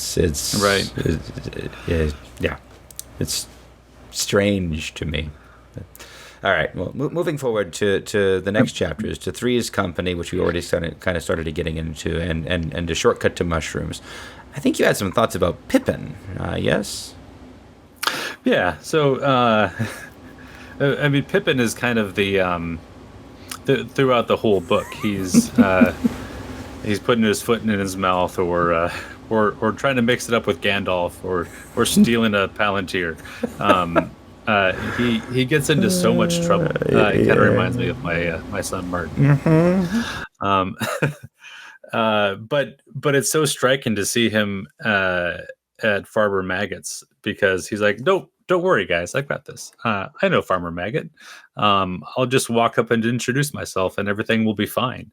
And he really, it's like he's finally found this niche where he can feel comfortable. He's a very young hobbit, but he's not as immature and accident prone or mistake prone as he comes across later. Yeah. Actually, I really like that, especially because we see Pippin kind of on his own turf a couple other times, and one of them is in Minas Tirith. You know, when he kind of takes upon himself to save Faramir's life. You know, and he's like nervous about it, but he like has found a task that needs to be done, and you kind of see Pippin through different eyes. You know, he's not incompetent. He's not stupid. He's not just a screw up. He's just young, and he doesn't know what to do. And like oftentimes we do, and we don't know what to do, we can project confidence or something else, and it all is just so awkward. But there's a lot more to him, and we see it again in the Scouring of the Shire, maybe. Yeah, it really kind of starts like he starts to grow after the Palantir, when he's in Minas Tirith, thinking of all those conversations he has with Baragon. Right. And then, of course, the Scouring of the Shire, when he and Mary are really the ones who lead and organize it. Yeah. Frodo's sort of the moral authority behind, but they're the ones who implement it. Right. As perhaps the flowers of Bilbo's planting long before. Right. Anyway, I like that read on Pippin, because I often feel like that myself when I'm in a situation with someone who is my superior, or an authority over me, or an authority over somebody who's an authority over me, and I think, well, what do I do? What do I say? I don't know. I'll just throw this rock into this well, and there, I did something. No, yeah. I do that too often I have done that too often with my bishop. I think he thinks I know he has thought, what's wrong with this guy? Anyway. Oh, well. I've always assumed that, I haven't seen him in many years, but I always assumed that he probably thought of me as Gandalf does of Pippin. Yeah. Do not meddle in the affairs of wizards or bishops. Or maybe. bishops. Yeah. I guess seeing any hobbit on his own turf, whether Pippin or someone else, it does invite us to think about what is actually wrong with hobbits. Why is it Bilbo gets fed up with them? Why is it that even Frodo thinks they might benefit from an invasion of dragons or an earthquake? We've asked this question before, but I think you have some thoughts. Yeah, so for me, it all comes down to that conversation at the end between Sam and Ted Sandyman, right? And you see that Ted Sandyman is really quite clever. He can win over the crowd with his quips. There's only one dragon in Bywater, and that's green. Ha ha ha. That's our Ted. Point, touche. He was walking 3 feet or whatever, if it was an inch. And Ted says, then it wasn't an inch. I bet it was an elm tree. And And Sam says, "But there aren't any elm trees." And he says, "Then Hal can't have seen one."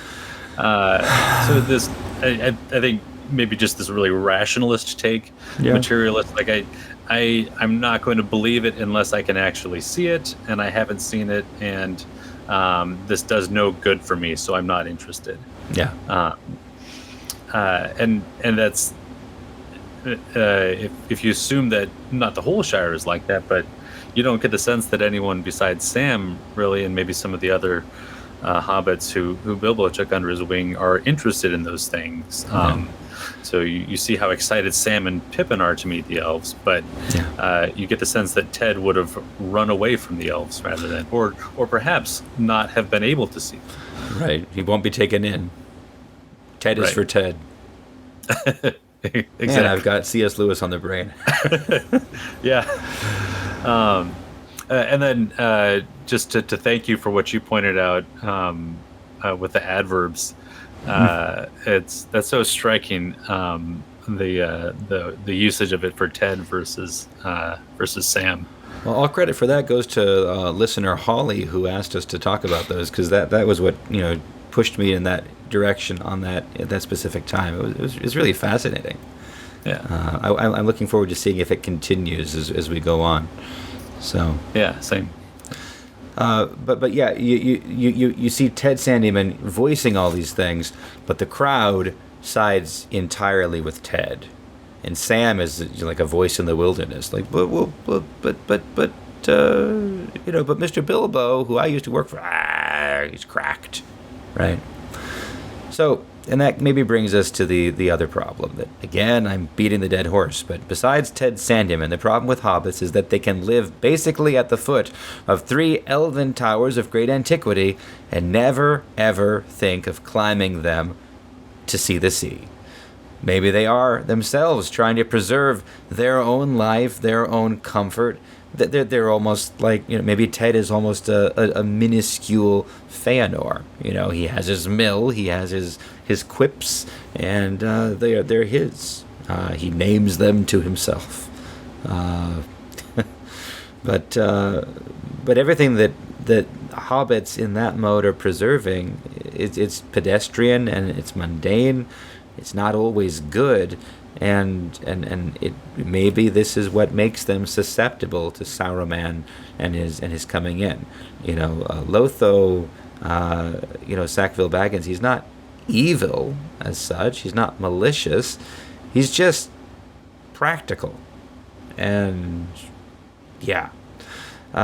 So on that note, well, we need to talk about this, and it's going to involve skipping ahead to the end. You referenced it a little bit before, but as Tolkien explains to us in the prologue, the provenance of the book, like where the Lord of the Rings comes from to us, he gives us the whole textual history, but it runs utterly irrelevantly through the land at the feet of those towers where Sam's descendants settled. And the towers show up again, and the side of the sea shows up again in the final chapter as Frodo and the others are going past the towers to the havens. So he describes to us as really important for where this book comes from, a place that we never actually go to, because we go past the towers, but we never climb them. We never see the whole area described, and yet he tells us that this is where the book comes from. So to get a handle on this, we need to skip to the end.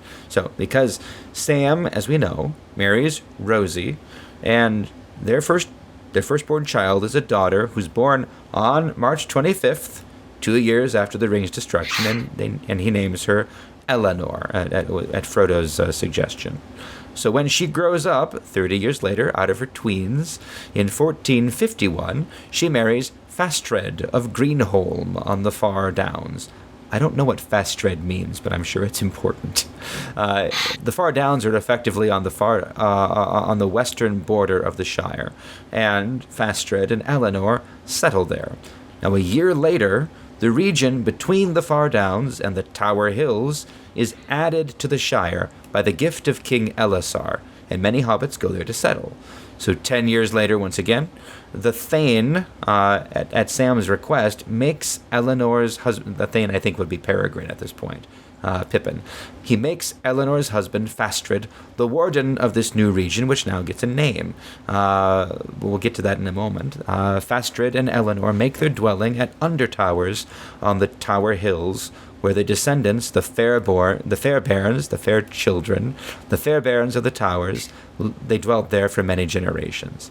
This new region of the Shire is called Westmarch, and it is here that the Red Book of Westmarch was left by Sam when he passed the Towers and went to the Grey Havens and passed oversea the last of the ring-bearers. It is this Red Book of Westmarch, a place we never actually see in the books, but about which we hear a great deal, kind of in a hidden sort of way. Is this Red Book of Westmarch that Tolkien is handing on to us in The Hobbit, The Lord of the Rings, The Silmarillion, and their various appendices. We might well say, then, that The Lord of the Rings is a story about how hobbits amend what is wrong with them and learn to value towers from which they can see the sea. And all of that I just read is buried effectively in the Tale of Years that is Appendix B. Now, while we're talking about the appendices, though, I have to note we get more about the Palantir of the Tower Hills in Appendix A, in the material dealing with Arvidue, the last king in Arnor. As we mentioned a couple times over the last few months, this Palantir is the reason that the elves used to visit the towers, traveling through the Shire to see the sea, to look back over the sea to Valinor and to see Elbereth. Tolkien writes in the voice of one of the hobbits, perhaps Sam, perhaps Frodo, whoever's writing the notes in this. He writes the following: "The only stone left in the north after Arvidue's death was the one in the tower on Emin Baraid, in the Tower Hills, that looks towards the Gulf of Lune. That was guarded by the elves, and though we never knew it, it remained there until Círdan put it aboard Elrond's ship when he left. But we are told that it was unlike the others, and not in accord with them. It looked only to the sea. Elendil set it there, so that he could look back with straight sight and see Eressëa in the vanished west. But the bent seas below covered Númenor forever." So I'm making a lot of connections here, and I'm having a lot of self-critical thoughts about myself and my own capacity to miss towers, sitting in plain sight. But what do you think of this, Josh? Did you notice this before? Am I just dumb? I would really love to say, of course, I noticed the towers. The only time I noticed them was reading the part of the appendix about that last stone that was there, but I never thought about the fact that that's in the Shire, these towers that are mentioned, nor that's where Gildor and his company were coming from. I totally missed all of that, and I think I'd read that or heard that excerpt from the Monsters and the Critics, about the man who wanted to build the tower, but I never thought about that really until you talked about it on the podcast. And it's one of those things that I'm grateful to be doing the podcast, because actually reading things aloud, looking into the background, it brings things out. Actually reading things with other people and talking about them that I would completely blow past before. So anyway, these towers are important. So yeah, the only other thing I wanted to think about with that is what they're looking to from the tower and the sea, and why is the sea important? And I think you and Richard talked about this a little bit. Like, what is the sea?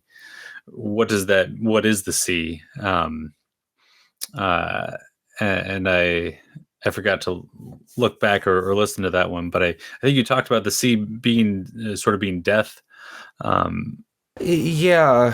So I remember actually from I don't know if John Garth puts it in Tolkien and the Great War, or if it was some additional reading that I did when I was taking a class where he did the lectures, but it seems like the idea of going over the sea has a prehistory, was a fairly standard, or at least not unusual, way of talking about death in an idiomatic way for Tolkien's generation, at least in the Great War, and maybe going back before.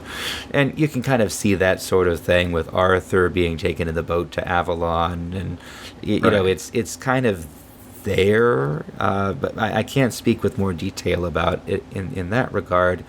I think, you know, in a sense, Tolkien builds in a clear understanding of how going into the West is a kind of death. Because for the elves, it is that renunciation. It is how they fade. It is how, you know, that they accept that now they're just waiting for Arda to decline and end, and they end with it, unless there's some other hope, which is never talked about at all except for in the Athrabeth. You know, and yet simultaneously, strangely, you know, looking to the sea is also the thing that the faithful do in Númenor. You know, Elendil is always looking to the west, looking over the sea, looking to Tol Eressëa, looking, you know, to the vanished west, as Tolkien says it in the appendices. You know, but also, you know, he's looking to the elves, looking to the west, looking to the Valar. It's almost like looking to those who seem to be immortal as he's meditating and refusing to fall prey to the fear of death and the desire to preserve life that is the heresy of Númenor. Because the faithful, they would have been aware, they would have, you know, held on to that lore, they would have had, you know, the Athrabeth, they would remember the old hope. They would remember that, you know, whether the elves say that they're doomed to die or not, that they were created to live forever, and that, as Aragorn says, we are not bound to the circles of the world, and beyond them is more than memory. I like the idea almost that that's not something Aragorn makes up, but that's like almost a creed. A prayer. Yeah. It's a piece of lore of the House of the Kings, of the faithful. That this is we let go, what we let go of. We have learned the lesson of the elves. We do not love too much the works of our hands. We pass quickly, and by passing quickly, we witness that our life is hidden elsewhere. Anyway, that's mixing what I know and what I think and what I speculate on, but I think that's what's going on with the West. Okay. And the sea. I like that. The other things that I thought to maybe tie into it, sort of with the Arthurian theme, is when Boromir dies, he's put into the boat, and he doesn't just float away down the river. The boat makes it over the falls, and floats down to the sea. And that's in right. the way it kind of closes that arc of repentance of Boromir, and he doesn't burn like Denethor does, or it's not a pagan death. It's almost this good Christian death that Tolkien is giving him as he floats to the sea. Yes. You're making me wonder, and I don't remember exactly, but which winds do they address first, and what do they say to the west wind? All of them but the east wind, of course. Aragorn is the one who sings to the west wind. What news from the west, O wandering wind, do you bring to me tonight? O Boromir, from the high walls westward I looked afar, but you came not from the empty lands where no men are. I wonder what he's doing there. That there may be something more. That I really like that Boromir connection, Josh. That's excellent. So, all right. Any other thoughts on all of this? On towers and elves and Fairbairns and Westmarch and Westmarch? You know, I wanted to kick myself for never where is Westmarch? I have never looked up Westmarch on the map. I haven't either. I need to obviously I don't have much on the walls here for decoration. I should put a map of Middle Earth here, and then I can study it. That would be awesome. So I think we have a couple more things that we can talk about. I think Brad Berzer talked about the idea of Rivendell as a monastery, not just a place that is being preserved, where the elven life is preserved, but where memory is being preserved. Lorien is like preserving the elder days, but Rivendell feels different. And I wonder if that's on purpose. I kind of like the idea that Rivendell is a place where Elrond is trying to implement some wisdom, and almost it's functioning as an elven rehabilitation center. I don't like that, but a place for the elves to be healed, and maybe that's the whole point of the Hall of Fire. It's a place where stories are told, where things are remembered, but as they are remembered, they are released, and the habit of doing that prepares the elves to make their pilgrimage finally to the west. Anyway, I feel like maybe there's something there, but I'm totally speculating on it. I always feel like anytime you meet the elves, there's some degree further to which they take sort of this Middle Earth piety, for lack of a better term, and it's through the elves that ordinary hobbits can get a sense of how to worship or honor the valor, and you see that to a lesser degree, like the further you get from the this is why I think, like, maybe the elvish aspirations is a good thing, because you see a little bit of it in people who have elvish, like elvish strain. So this sense of rusticness that Frodo and Sam feel when they meet Faramir, and the closest thing to true Númenóreans that you meet outside of Aragorn in the Lord of the Rings, where they turn to the west, and they essentially have a prayer to bless the food before they dive in. So I like that. I think that makes sense, and especially Rivendell being secluded and isolated from the world. I wonder if I don't know if this helps with that, or if it's just not really related. But going back a couple of paragraphs from the line that you've quoted so often, what Aragorn says to Arwen,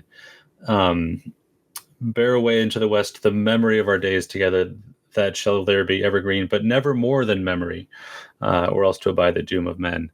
And that's all that there is for the elves, and that's being curated in Rivendell, which is of course Arwen's home. Right. I like you bring that up, and it that opens a whole can of things for me, because I love how there, as he's dying, he offers to her again the choice. He says, if you want to carry the memory, that's okay. I won't hurt my feelings. And I'd always taken it as bitterness on her part. No, that choice is made long ago. But there's a piety to that as well. Because they've surely talked about this. She knows, but she's giving away a certainty, a sad certainty, a renunciatory certainty of fading and memory, and and life in the West until the end of Arda, with her father, with everyone else, or to take the uncertain part of Luthien and to be counted with the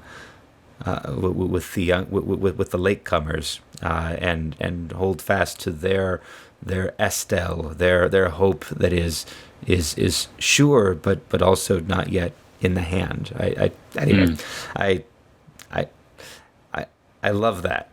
And I love the idea that the elves who are learning this piety, again, they talk about the time of the elves is gone, the time of men is here, and that comes across as, when it's used in the movies as kind of, it's ham-fisted and harsh, or it even sounds resentful from some elves. But the idea that the elves have learned this renunciation from men who are so brief in their life, they've learned how to adopt simply remembering things, because the men can only remember things. They didn't live for all of it, and also to let go, because men have to let go. And they're learning to choose mortality instead of raging against the dying of the light, as it were. I could talk round and round about this for ages. And this probably doesn't help keep that from happening tonight. But I don't have any real thoughts about this, but I want to plant the seed. I wonder what Tuor means for this, and how he fits into that, because of all the men who envied the elves and wanted the elves' immortality, from what we get in the Silmarillion, Tuor actually is joined to the kindred of the elves, right? But not because he envied it or craved the immortality.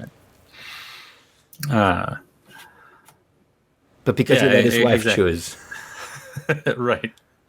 Well, that was Earendil. Oh, right. No, choose thou, for I am weary of the world. Tuor. I forget. Tuor, when he grows old, he builds a ship and sails into the west, and no one knows what happened. But it is said that he was alone of all mortal men, he was joined to the kindred of the elves whom he loved. Right. So it's for love that he's joined, right? Not for envy of their immortality. Right. And Idril goes with him, right? He doesn't go by himself. I think so. I hope so. Yeah. I love the elves. I'm going to ditch my elven wife, but I'm going to go be an elf. It doesn't quite work, but interesting. Yeah. All of that is super important, and I'm not quite sure why. But all right.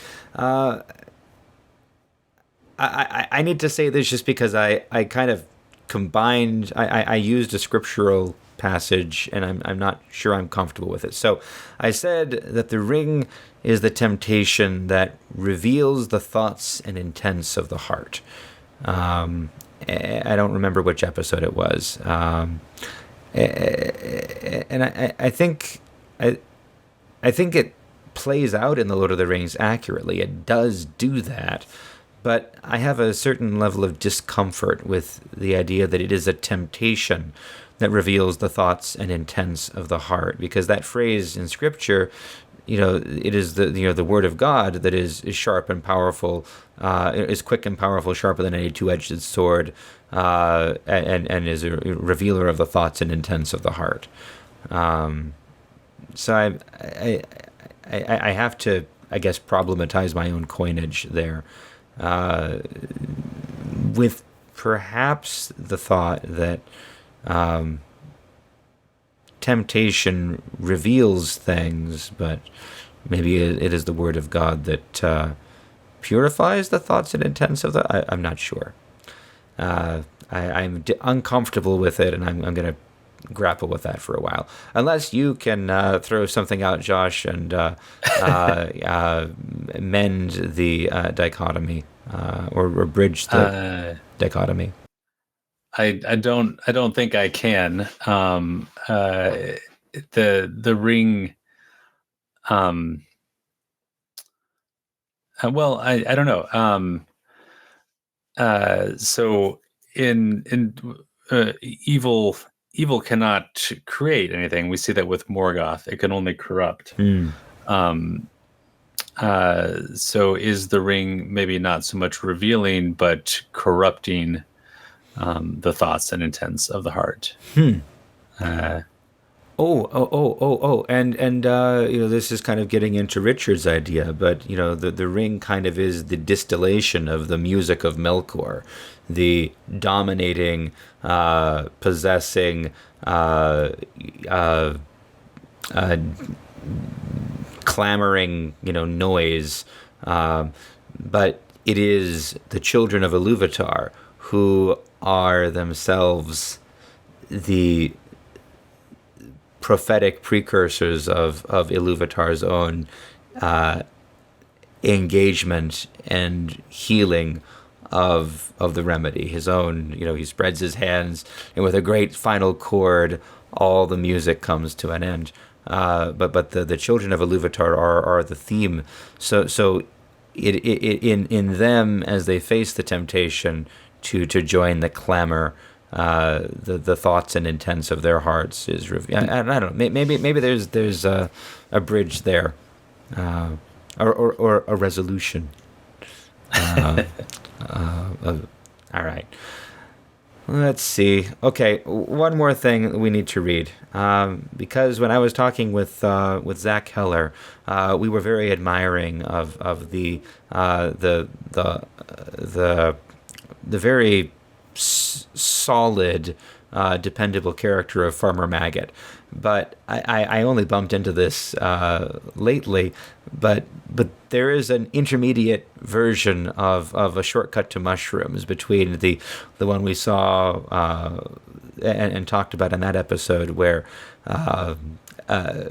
Frodo, or rather Bingo, puts on the ring and hides. But he goes into Farmer Maggot's house with the ring on. He's afraid of him. He doesn't want to be seen. But Farmer Maggot is very, good natured, and then Frodo drinks his beer in front of him and freaks him out. That was the earlier draft. We of course know the final draft, where it's Frodo, not Bingo, and he doesn't put the ring on at all, and Maggot is entirely a good guy. But there's an intermediate draft in which, Bingo is worse, and Maggot is not a nice character at all. So I wonder if you'd read this, Josh. This is from later in the Shadow of the Past. Maybe start from where it's "That's just it," said Bingo. Okay. That's just it, said Bingo. I used to trespass on his land when I was a youngster at Bucklebury. His fields used to grow the best mushrooms. I killed one of his dog once. I broke its head with a heavy stone. A lucky shot, for I was terrified, and I believe it would have mauled me. He beat me and told me he would kill me next time I put a foot over his boundaries. I'd kill you now, he said, if you were not Mr. Rory's nephew. More's the pity and shame to the Brandybucks. But that's long ago, said Frodo. This Frodo, to be clear, is not Frodo. This is like Pippin or something. He won't kill Mr. Bingo Baggins, late of Bag End, because of his misdeeds, when he was one of the many young rascals of Brandy Hall, even if he remembers about it. I don't fancy Maggot is a good forgetter, said Bingo, especially not where his dogs are concerned. They used to say he loved his dogs more than his children. And Bilbo told me, only a year or two before he left the Shire, that he was once down this way and called at the farm to get a bite and drink. When he gave his name, old Maggot ordered him off. I'll have no Baggins over my doorstep, a lot of thievish, murderous rascals. You get back where you belong, he said, and threatened him with a stick. He's shaken his fist at me if we passed on the road many a time since. Well, I'm blessed, said Odo. So now I suppose we shall all get beaten or bitten if we are seen with a marauding Bingo. Right. So then the chapter kind of goes on, and Maggot shows up, and Bingo puts on his ring and disappears. And Frodo and Odo are invited in by Maggot, who's perfectly friendly to them. Took some Brandybucks, he's fine with them. But Bingo goes into the house with him with the ring on. In the earlier draft, the one Zach and I read, he takes Maggot's beer, so the beer mug lifts up and drains itself out of nowhere, and Maggot kind of freaks out a little bit, but not too much. But this time, this version with angry Maggot who hates Baggins is It's worse. I'll read this one. So Maggot has just invited them to stay for dinner, Frodo and Odo. And Frodo, "It's very kind of you," he said, "but I'm afraid we must be off now. We want to get to the ferry before dark." "Well then, one more drink," said the farmer, and his wife poured out some beer. "Here's your health and good luck," he said, reaching for his mug. But at that moment, the mug left the table, rose, tilted in the air, and then returned empty to its place. "Help us and save us," cried the farmer, jumping up and gaping. "This day is bewitched. First the dog and then me, seeing things that ain't." "But I saw the mug get up too," said Odo indiscreetly, and not fully hiding a grin. And then Christopher Tolkien notes, this last sentence was struck out in pencil as being unwanted. If Bingo's ring is unknown to any but Sam, it doesn't work, right? The remainder of this version was written on that basis. So Odo and Frodo sat and stared. Sam looked anxious and worried. Oh, now Sam is here. "You did not ask me to have a bite or a sup," said a voice coming apparently from the middle of the room. Farmer Maggot backed towards the fireplace. His wife screamed. "And that's a pity," went on the voice, which Frodo, to his bewilderment, now recognized as Bingo's, "because I like your beer. But don't boast again that no Baggins will ever come inside your house. There's one inside now. A thievish Baggins. A very angry Baggins." There was a pause. "In fact, Bingo!" the voice suddenly yelled, just by the farmer's ear. At the same time, something gave him a push in the waistcoat, and he fell over with a crash among the fire irons. He sat up again just in time to see his own hat leave the settle where he had thrown it down and sail out of the door which opened to let it pass. "Hi there! Hi! Here!" yelled the farmer, leaping to his feet. "Hey, Grip, Fang, Wolf!" I thought the hat went off at a great speed towards the gate, but as the farmer ran after it, it came sailing back through the air and fell at his feet. He picked it up gingerly and looked at it in astonishment. The dogs, released by Mrs. Maggot, came bounding up, but the farmer gave them no command. He stood still, scratching his head and turning. Anyway, that's a totally different characterization of everybody. I'd never read that before, and that's it's honestly a little disturbing. Yeah, to read it and try to recognize the characters. Yeah, I'm very glad he dispensed with this. I don't like anybody in this. Right. But he kept the dog names: Grip, Fang, Wolf. Right. There's bits of it, and this is what I was talking about with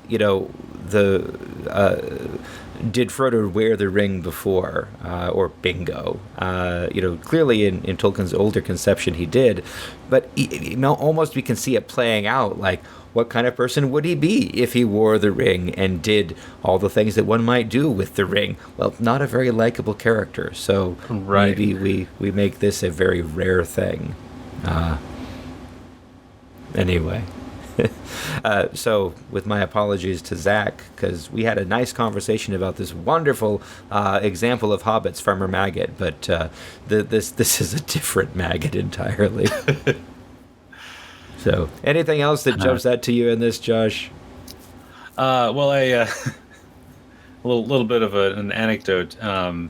Since you and Zach talked a bit about mushrooms, yeah, we were making pizza last Friday, and my wife asked me how invested are you in having mushrooms on the pizza, because I don't think they look very good. And in full dramatic fashion, I said, "I'm going on a podcast in 3 days to talk about how much I like mushrooms. Don't you dare throw them away." But they were thrown away. Bad mushrooms are bad.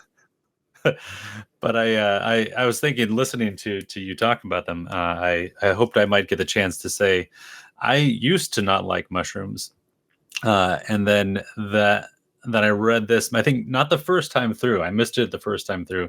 Maybe the second or third time through, I realized hobbits like mushrooms. Perhaps there's something to this, and now I love mushrooms. Mushrooms and look forward, and beer and pipe smoking. I wonder how many homeschooled evangelicals Tolkien has introduced to all three things. Oh goodness! Sorry, I interrupted you, but yeah.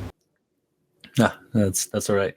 Yeah, just wanted to say a word about mushrooms. It's good stuff.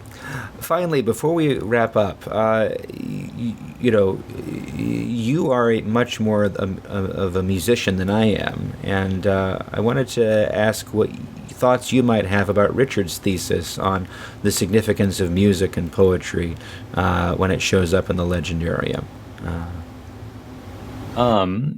I thought that I had some thoughts, and I think I failed to put any notes down.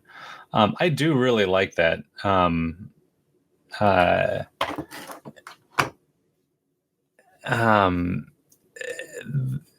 With the and I'm trying to remember some of the stuff that Tolkien wrote. I think in On Fairy Stories about subcreation, but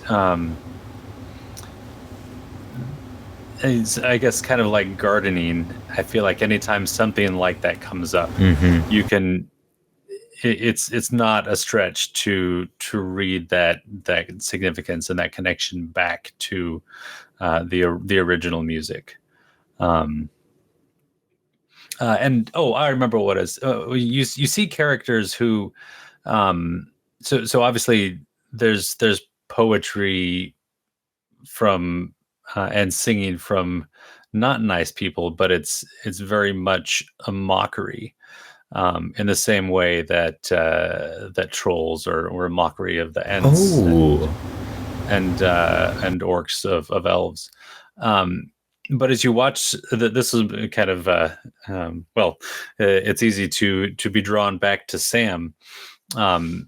As you see Sam develop, he becomes more of a poet, and you see a little bit of in that first conversation where he says they're sailing, and he's almost chanting, and it's almost like that's what it is to become sort of fully. I don't want to say fully human necessarily, but fully human in the best sense is to embrace that subcreation of music, and that's how it's expressed for the characters in the story. Right. And the third theme is the theme of the children of Iluvatar, who are the and they are, when they sing with him, they are doing his works, and Yeah, I like your thought about not just comparing the Ents and the trolls, but their potential poetry, and that would be a fun thing to set against each other. The dialogue from Tom and Harry and what's the other one? Bert.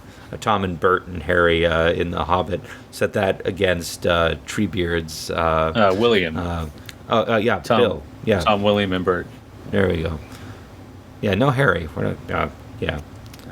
I got our ancestral maternal uncles mixed Harry. up. Yep, Tom didn't Harry.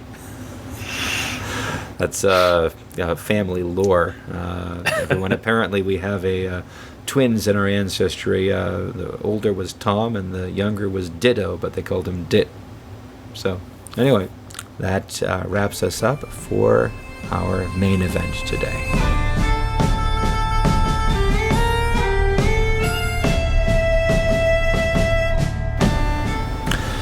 Now, this is a Tolkien podcast, and along with podcasts, it seems that there's a further proliferation of Tolkien-based or Tolkien-related media every year. Some of that is better, and some of that is worse, and some of that is terrible. But for us, the books are always paramount, and it's always a treat to hear how our guests interpret reading them out loud. So for this segment, I've asked Josh to pick a favorite passage and read it to us. So what do you have for us today, Josh? This is kind of inspired. I went back and forth on this, and I told you what my reading would be earlier today, and then I changed my mind. But I thought this would be fun to read because this is one of my favorite things that I discovered, or that we discovered, or you discovered for me after reading Lord of the Rings and the Silmarillion. And maybe you remember this better than I do. I think we found a fan fiction version of The Disaster of the Gladden Fields or something like that. It's possible. And it was, I mean, not totally fan fiction, but somebody trying to write it and imagine what would have happened. And I remember it being a little bit darker, and I like Tolkien's version better. So this is from the Disaster of the Gladden Fields in Unfinished Tales. Beautiful. And I'll start towards the end, or well, kind of in the middle, I guess. Obviously, this is Isildur coming back to Gondor from, or coming back to Arnor from Gondor. But he never arrives. They've never arrived, and they've just been ambushed by the orcs. The orcs were now drawing near. Isildur turned to his esquire. "Otar," he said, "I give this now into your keeping." And he delivered to him the great sheath and the shards of Narsil, Elendil's sword. Save it from capture by all means that you can find, and at all costs, even at the cost of being held a coward who deserted me. Take your companion with you and flee. Go, I command you. Then Otar knelt and kissed his hand, and the two young men fled down into the dark valley. If the keen-eyed orcs marked their flight, they took no heed.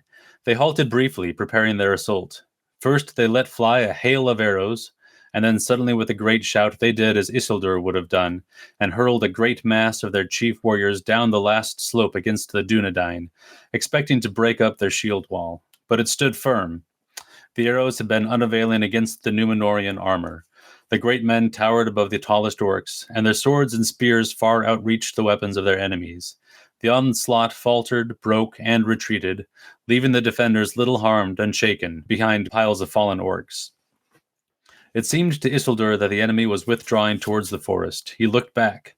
The red rim of the sun gleamed out from the clouds as it went down behind the mountains. Night would soon be falling.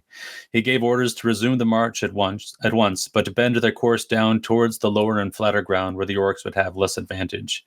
Maybe he believed that after their costly repulse they would give way, though their scouts might follow him during the night and watch his camp.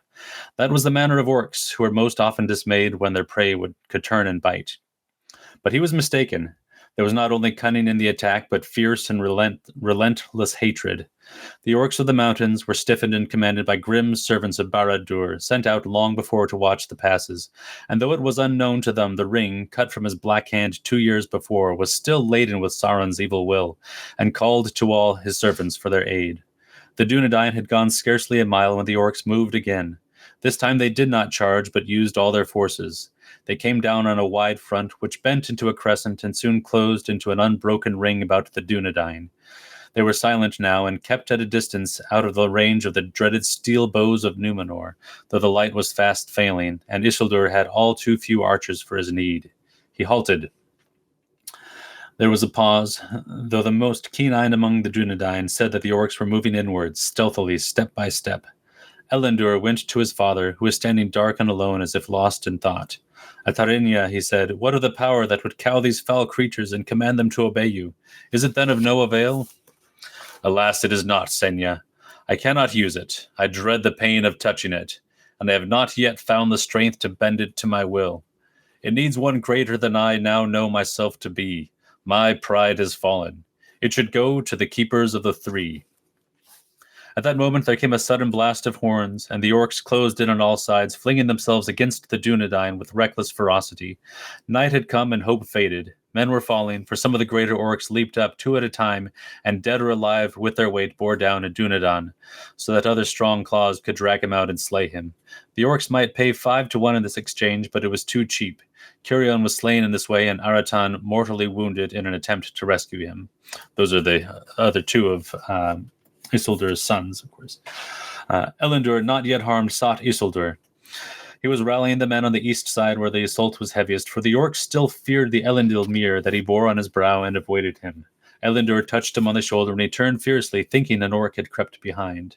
"My king," said Elendil, "Cirion is dead and Aratan is dying. Your last counselor must advise, nay, command you, as you commanded Otar. Go, take your burden, and at all costs bring it to the keepers, even at the cost of abandoning your men and me." "King's son," said Isildur, "I knew that I must do so, but I feared the pain, nor could I go without your leave. Forgive me and my pride that has brought you to this doom." Elendil kissed him. Go now," he said. Isildur turned west, and drawing up the ring that hung in a wallet from a fine chain about his neck, he set it upon his finger with a cry of pain, and was never again seen by any eye upon Middle-earth. But the Elendil Mere of the west could not be quenched, and suddenly it blazed forth red and wrathful as a burning star. Men and orcs gave way in fear, and Isildur, drawing a hood over his head, vanished into the night. Of what befell the Dunedain, only this was later known. Ere long they all lay dead, save one, a young esquire stunned and buried under fallen men. So perished Elendur, who should afterwards have been king, and as all foretold who knew him, in his strength and wisdom, and his majesty without pride, one of the greatest, the fairest of the seed of Elendil, most like to his grandsire. And then I'll skip to the end. So Isildur runs and swims across the river. Let's see. He was ever swept down towards the tangles of the Gladden fields. They were nearer than he had thought, and even as he felt the stream slacken and had almost won across, he found himself struggling among great rushes and clinging weeds. There, suddenly, he knew that the ring had gone.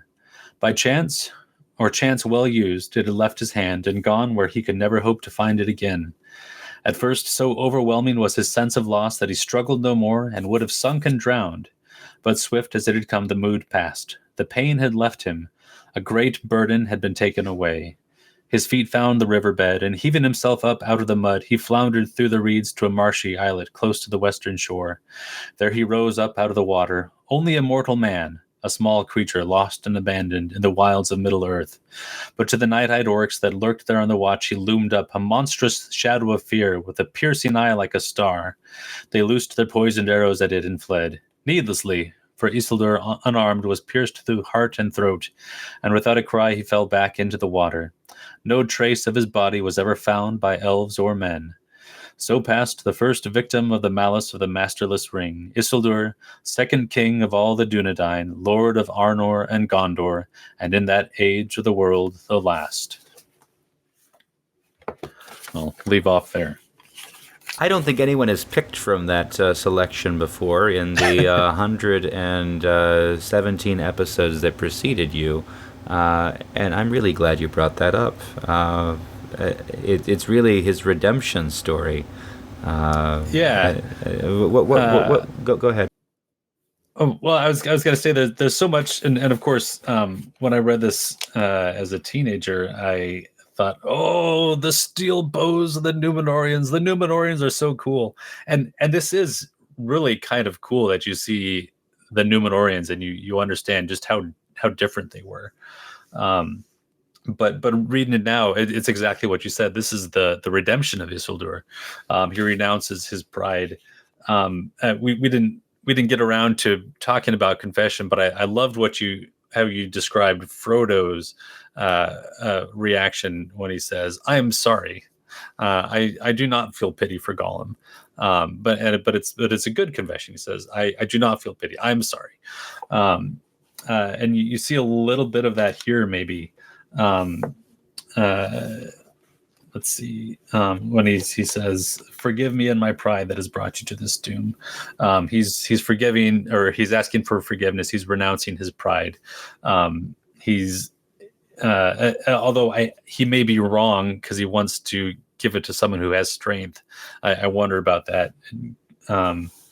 Needs one greater than I now know myself to be.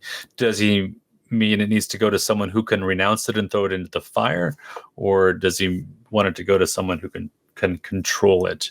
But it seems that's interesting. Sorry, I've got a lot of thoughts. I noticed this reading through it now when he leaves. I don't know if this is a coincidence, but thinking about the sea and the west, this jumped out at me. When he leaves Elendor, his son, it says Isildur turned west, and I like the idea that he's renounced the ring and he's turning back to the west.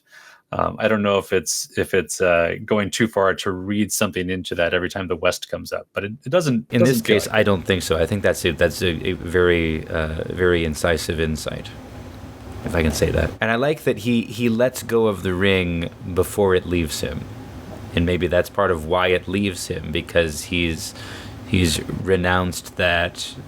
There's a mercy really in being caught, because how would it have been if the high king of the kingdoms in exile had returned to Arnor with the Master Ring, seeking to master it himself and being progressively mastered by it. Right. What would have happened to Arnor? And instead,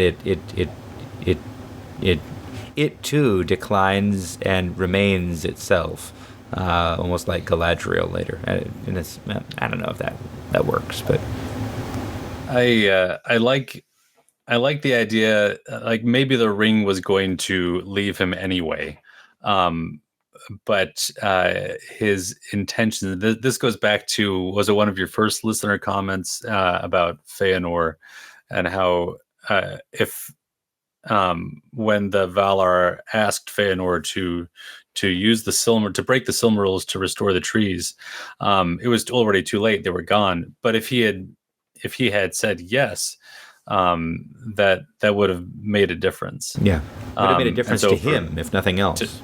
To him, right? Maybe that's the same with Isildur. He's renounced it. He's repented. He hasn't been able to give up the ring yet. But then when he does, he doesn't. You see that it says. At first, so overwhelming was his sense of loss that he struggled no more and would have sunk and drowned.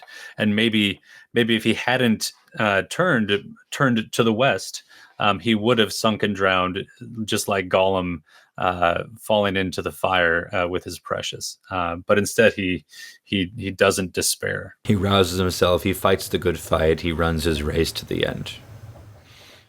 I like it. He's rewarded. The pain had left him. A great burden had been taken away. Right. In an anticipation of the burden that Bilbo, is released from when he lets go and gives it to Frodo, and what we see of Frodo after the destruction of the ring, when having been so dark to Sam at Samath Naur. Then Gollum falls in, and Sam says, and it was his own, it was his own master again, as he had been before. The darkness is past. I like it. Thank you, Josh. That's a great selection. I'm sorry it was a bit longer, but I really like that. You're just carrying on the tradition. When they brought me on, I always read an excessively long or a longer selection, and now I can't pick longer selections, but you can. So thank you. Excellent. If the Tolkien estate comes after us, though, it's your fault. Okay, noted. Now, before we move on, I have a pitch to make for all of you listeners. If you enjoy this podcast, but share Josh's irritation at not being able to get a word in as you're listening, then there's a beautiful opportunity coming up in just a couple months.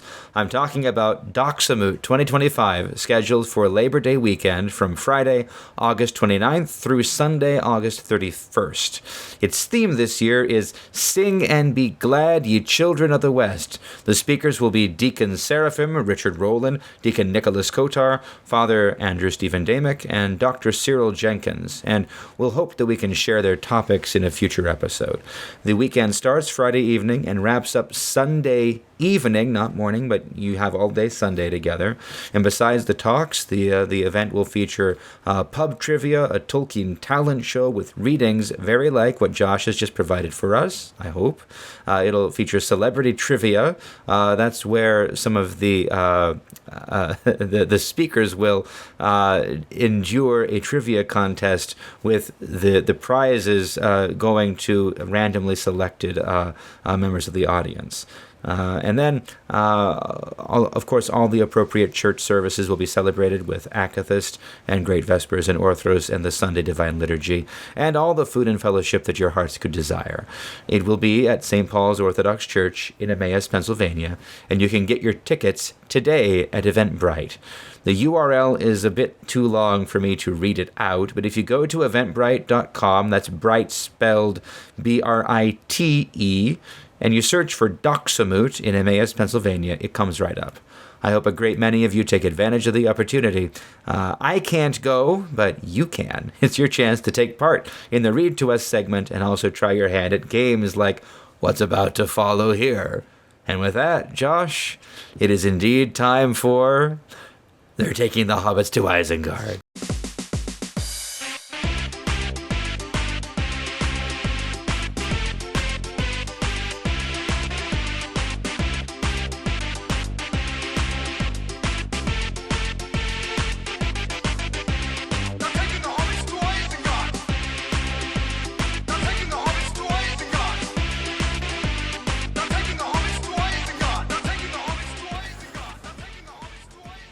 Tell me, where is Gandalf? For I greatly desire to speak with him. Okay, now is the time when you and I get to pray for absolutely no prizes except a little pride. A game which will test whether we are true Tolkien fans, whom everyone should listen to, or whether we've just wasted 2.5 hours of everyone's time. I know that you're very familiar with this format, Josh, as we learned it from the same people, but for any new listeners, I'll explain it briefly. The game is this. I will read a quote from Tolkien's works, and you, Josh, have to tell me who the speaker was. Bonus points if you can give the context as well. Now, the rules for the quotations are as follows. First, it has to be an actual quotation by an actual character. No narrator gotchas. Second, it will be a full sentence or a sentence fragment, if that's what's there, if that's all that's quoted. And 3, it will only be taken from The Hobbit or Lord of the Rings, and that those rules apply for both of us. So, for an example, so you can see what sort of skullduggery you have to watch out for, a few months ago I gave the quote, "I've found this and I'm going to keep it," to Zach. Now that is, of course, said by Deagle to Smeagol when he demands the ring immediately before Smeagol murders him. But within the book, the line is actually spoken by Gandalf at the Council of Elrond. So, let the player beware. The other part of this that is new in these last few episodes is that you get to try to stump me as well. We both play. So I'll give you 3 quotations, and you can give me 2.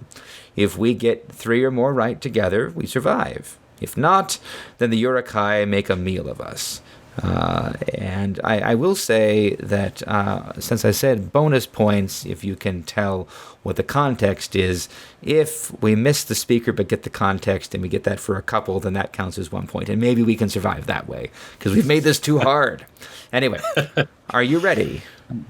We'll find out. All right. So my category today for you is interruptions, when one person is talking but another person cuts in, because that's what you are doing by coming on the episode. Jumping in and joining into the conversations from the last 5 episodes. So that's my interruptions is my category, but you can quiz me on whatever you like. So, ready?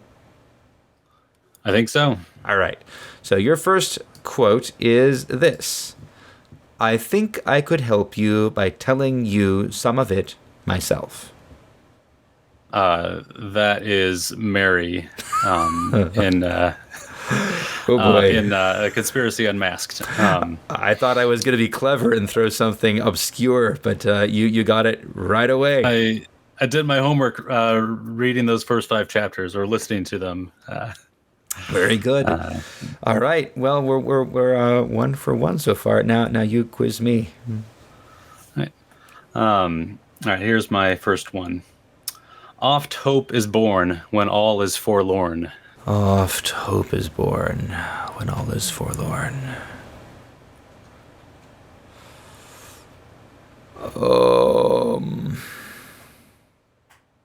There are so many places where it could be from.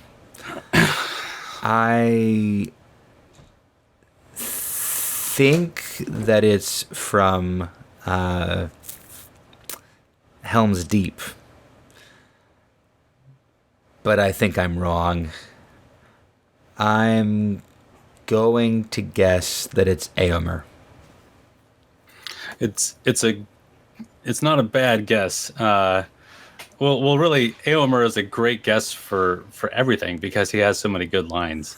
I went through highlighting lines. I was in the hospital waiting for the baby to come, highlighting lines that I could stump you with. Oh, you've been prepping for a while here. Yes. So I'll give you.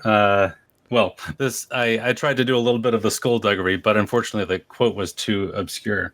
So it's up with your beards, Durin's son. Up with your beard, Durin's son, he said. For thus it is spoken, oft hope is born when all is forlorn. So Legolas is the one who says it, but it's Gimli telling the story of the paths of the dead. That is a really, really nice deep cut. I take my hat off to you. Well, I apologize for no, it's obscure. It's no good if it's not hard. All right, go ahead. Oh, I was just gonna say I like that one because there's a little bit of eucatastrophe in there. No, there is, or maybe a lot of eucatastrophe. Mm-hmm. Yeah, and it's always fun to see that kind of sneak through. And the paths of the dead is well, there's the Pascal element too. So yeah. It's really good stuff. All right, here's your second quote. You're always popping up. What do you want now? Oh, I feel like I should know this one, and I cannot place it. I'm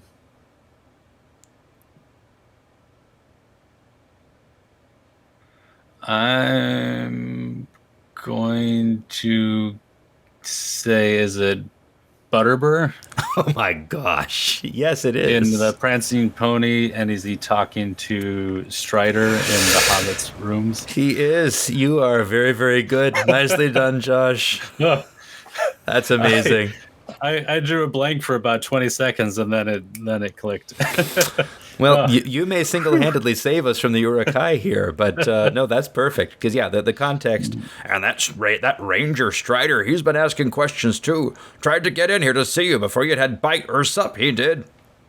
He did, said Strider, suddenly coming forward into the light, and much trouble would have been saved if you had let him in, Barliman. The landlord jumped with surprise. You, he cried, you're always popping up. What do you want now? So, alrighty. Well, my chance to contribute, I guess. But go ahead and give me the next one. All right.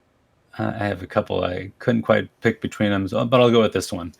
They say that men who go warring afield look ever to the next hope of food and of drink. Would you give it again? They say that men who go warring afield look ever to the next hope of food and of drink. Well, obviously, this is Eowyn, just as she's offering the soup that she makes to Aragorn. I'm kidding. That is not my real guess. I'd forgotten about that scene. They say that men who go warring look always to their next hope. Look ever to the next hope of food and of drink.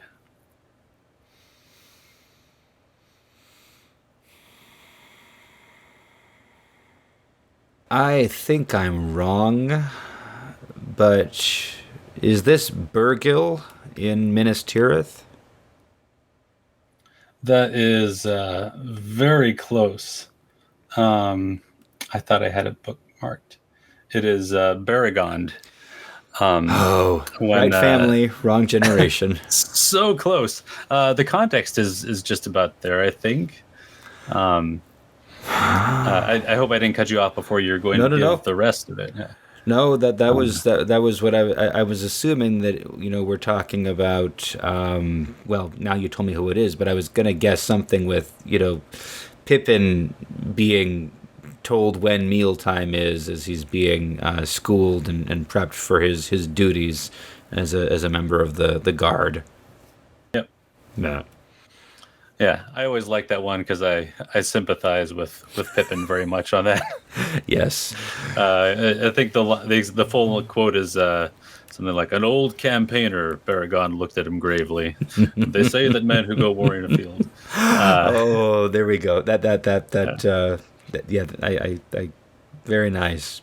That's a great deep cut. Okay, well, maybe we need my theoretical, extra credit for this last one. Here's your final quote. You were less tender to me. Just hang on, making sure I'm not falling into any skullduggery. That was Gloin in the Council of Elrond. You get it 3 for 3. We have a champion. Oh my goodness. My extra credit is not needed. Hooray. We have, entirely due to your encyclopedic memory, escaped being eaten or looted by the Uruk-hai today and have remained unspoiled to quiz another day. If you go to Doxamut, you should challenge all comers. I don't think I'll be able to make it. Me neither. I shall consider it. Magnificent. Very nicely done. Congratulations. Oh, thank you. And that's all we've got for today. Thank you, Josh, for co-hosting the Amon Sûl podcast with me today. It was really a joy. We haven't talked Tolkien for years, and this was so much fun. Far too long. Yeah, this was delightful. Yeah, I look forward to doing it again. I hope it happens soon. And next time on Amon Sûl, I'm hoping to be joined by a local tree expert / Tolkien fan as we leave the Shire behind and enter the Old Forest, but I haven't heard back from him yet. So if I can't find one tree expert, I'll have to try to find another as we go to the Old Forest, because I think the forest may guide our conversation in a very different direction than our intent and inclination has been thus far. So I hope you will all, dear listeners, join us for the journey. You can send your questions, comments, topic suggestions, or orcish ideas for their taking the hobbits to Isengard to me at amonsûl@ancientfaith.com or by messaging me through the podcast Facebook page. You can also provide dialect coaching if you wish, as one fan, who happens also to be my son, has done, correcting my Amon Sûl to Amon Sûl. I'm working on it here. But anyway, we also welcome guest co-host proposals, and we've received a few of those. So if you have a chapter or a theme you'd like to discuss with us, please make us a pitch. Lastly, as we said before, we would love to receive more photograph submissions of landscapes that resemble Weathertop and the Weather Hills approaching it. The photo that currently features during the podcast opening on YouTube is of the Book Cliffs near Grand Junction, Colorado, submitted by listener Rolf Soli. It's a different sort of terrain, but it fits the basic gist of Amon Sûl, and it still makes me homesick for those mountains and cliffs of the Southwest. So, please send us more. We'd love to grow our portfolio. If you live or work or commute in the vicinity of Weathertop, please share your view with us. If you want more of this kind of thing, subscribe to the Amon Sûl podcast on your favorite podcast app, and please rate and review. And look up the Amon Sûl podcast page on Facebook, click the follow button. Most of all, though, share with your friends. And while you're at it, if you appreciate this or other Ancient Faith media, go to ancientfaith.com/support and show some practical love. We've been around since 2019, and you can find our full back catalog of episodes by going to tolkienpodcast.com or, just subscribing on your podcast app. The Amon Sûl podcast theme music is Hidden Past, and the closing theme is Celtic Impulse, both by Kevin MacLeod, and you can find his music at incompetech.com. Our podcast cover art was created by Samuel Hebel. Our video editors / Palantir geniuses are Simon Nelson and Mike DeGan. And special thanks go to the Amon Sûl Facebook group for conversation, inspiration, and the occasional application for guest host privileges. I'm your host, Father Anthony Cook, and even though Father Andrew receives a proposal for a new Lord of the Rings podcast, but one that will actually get around to leaving the Shire every time he hears me say it, this has been a listener-supported presentation of Ancient Faith Radio.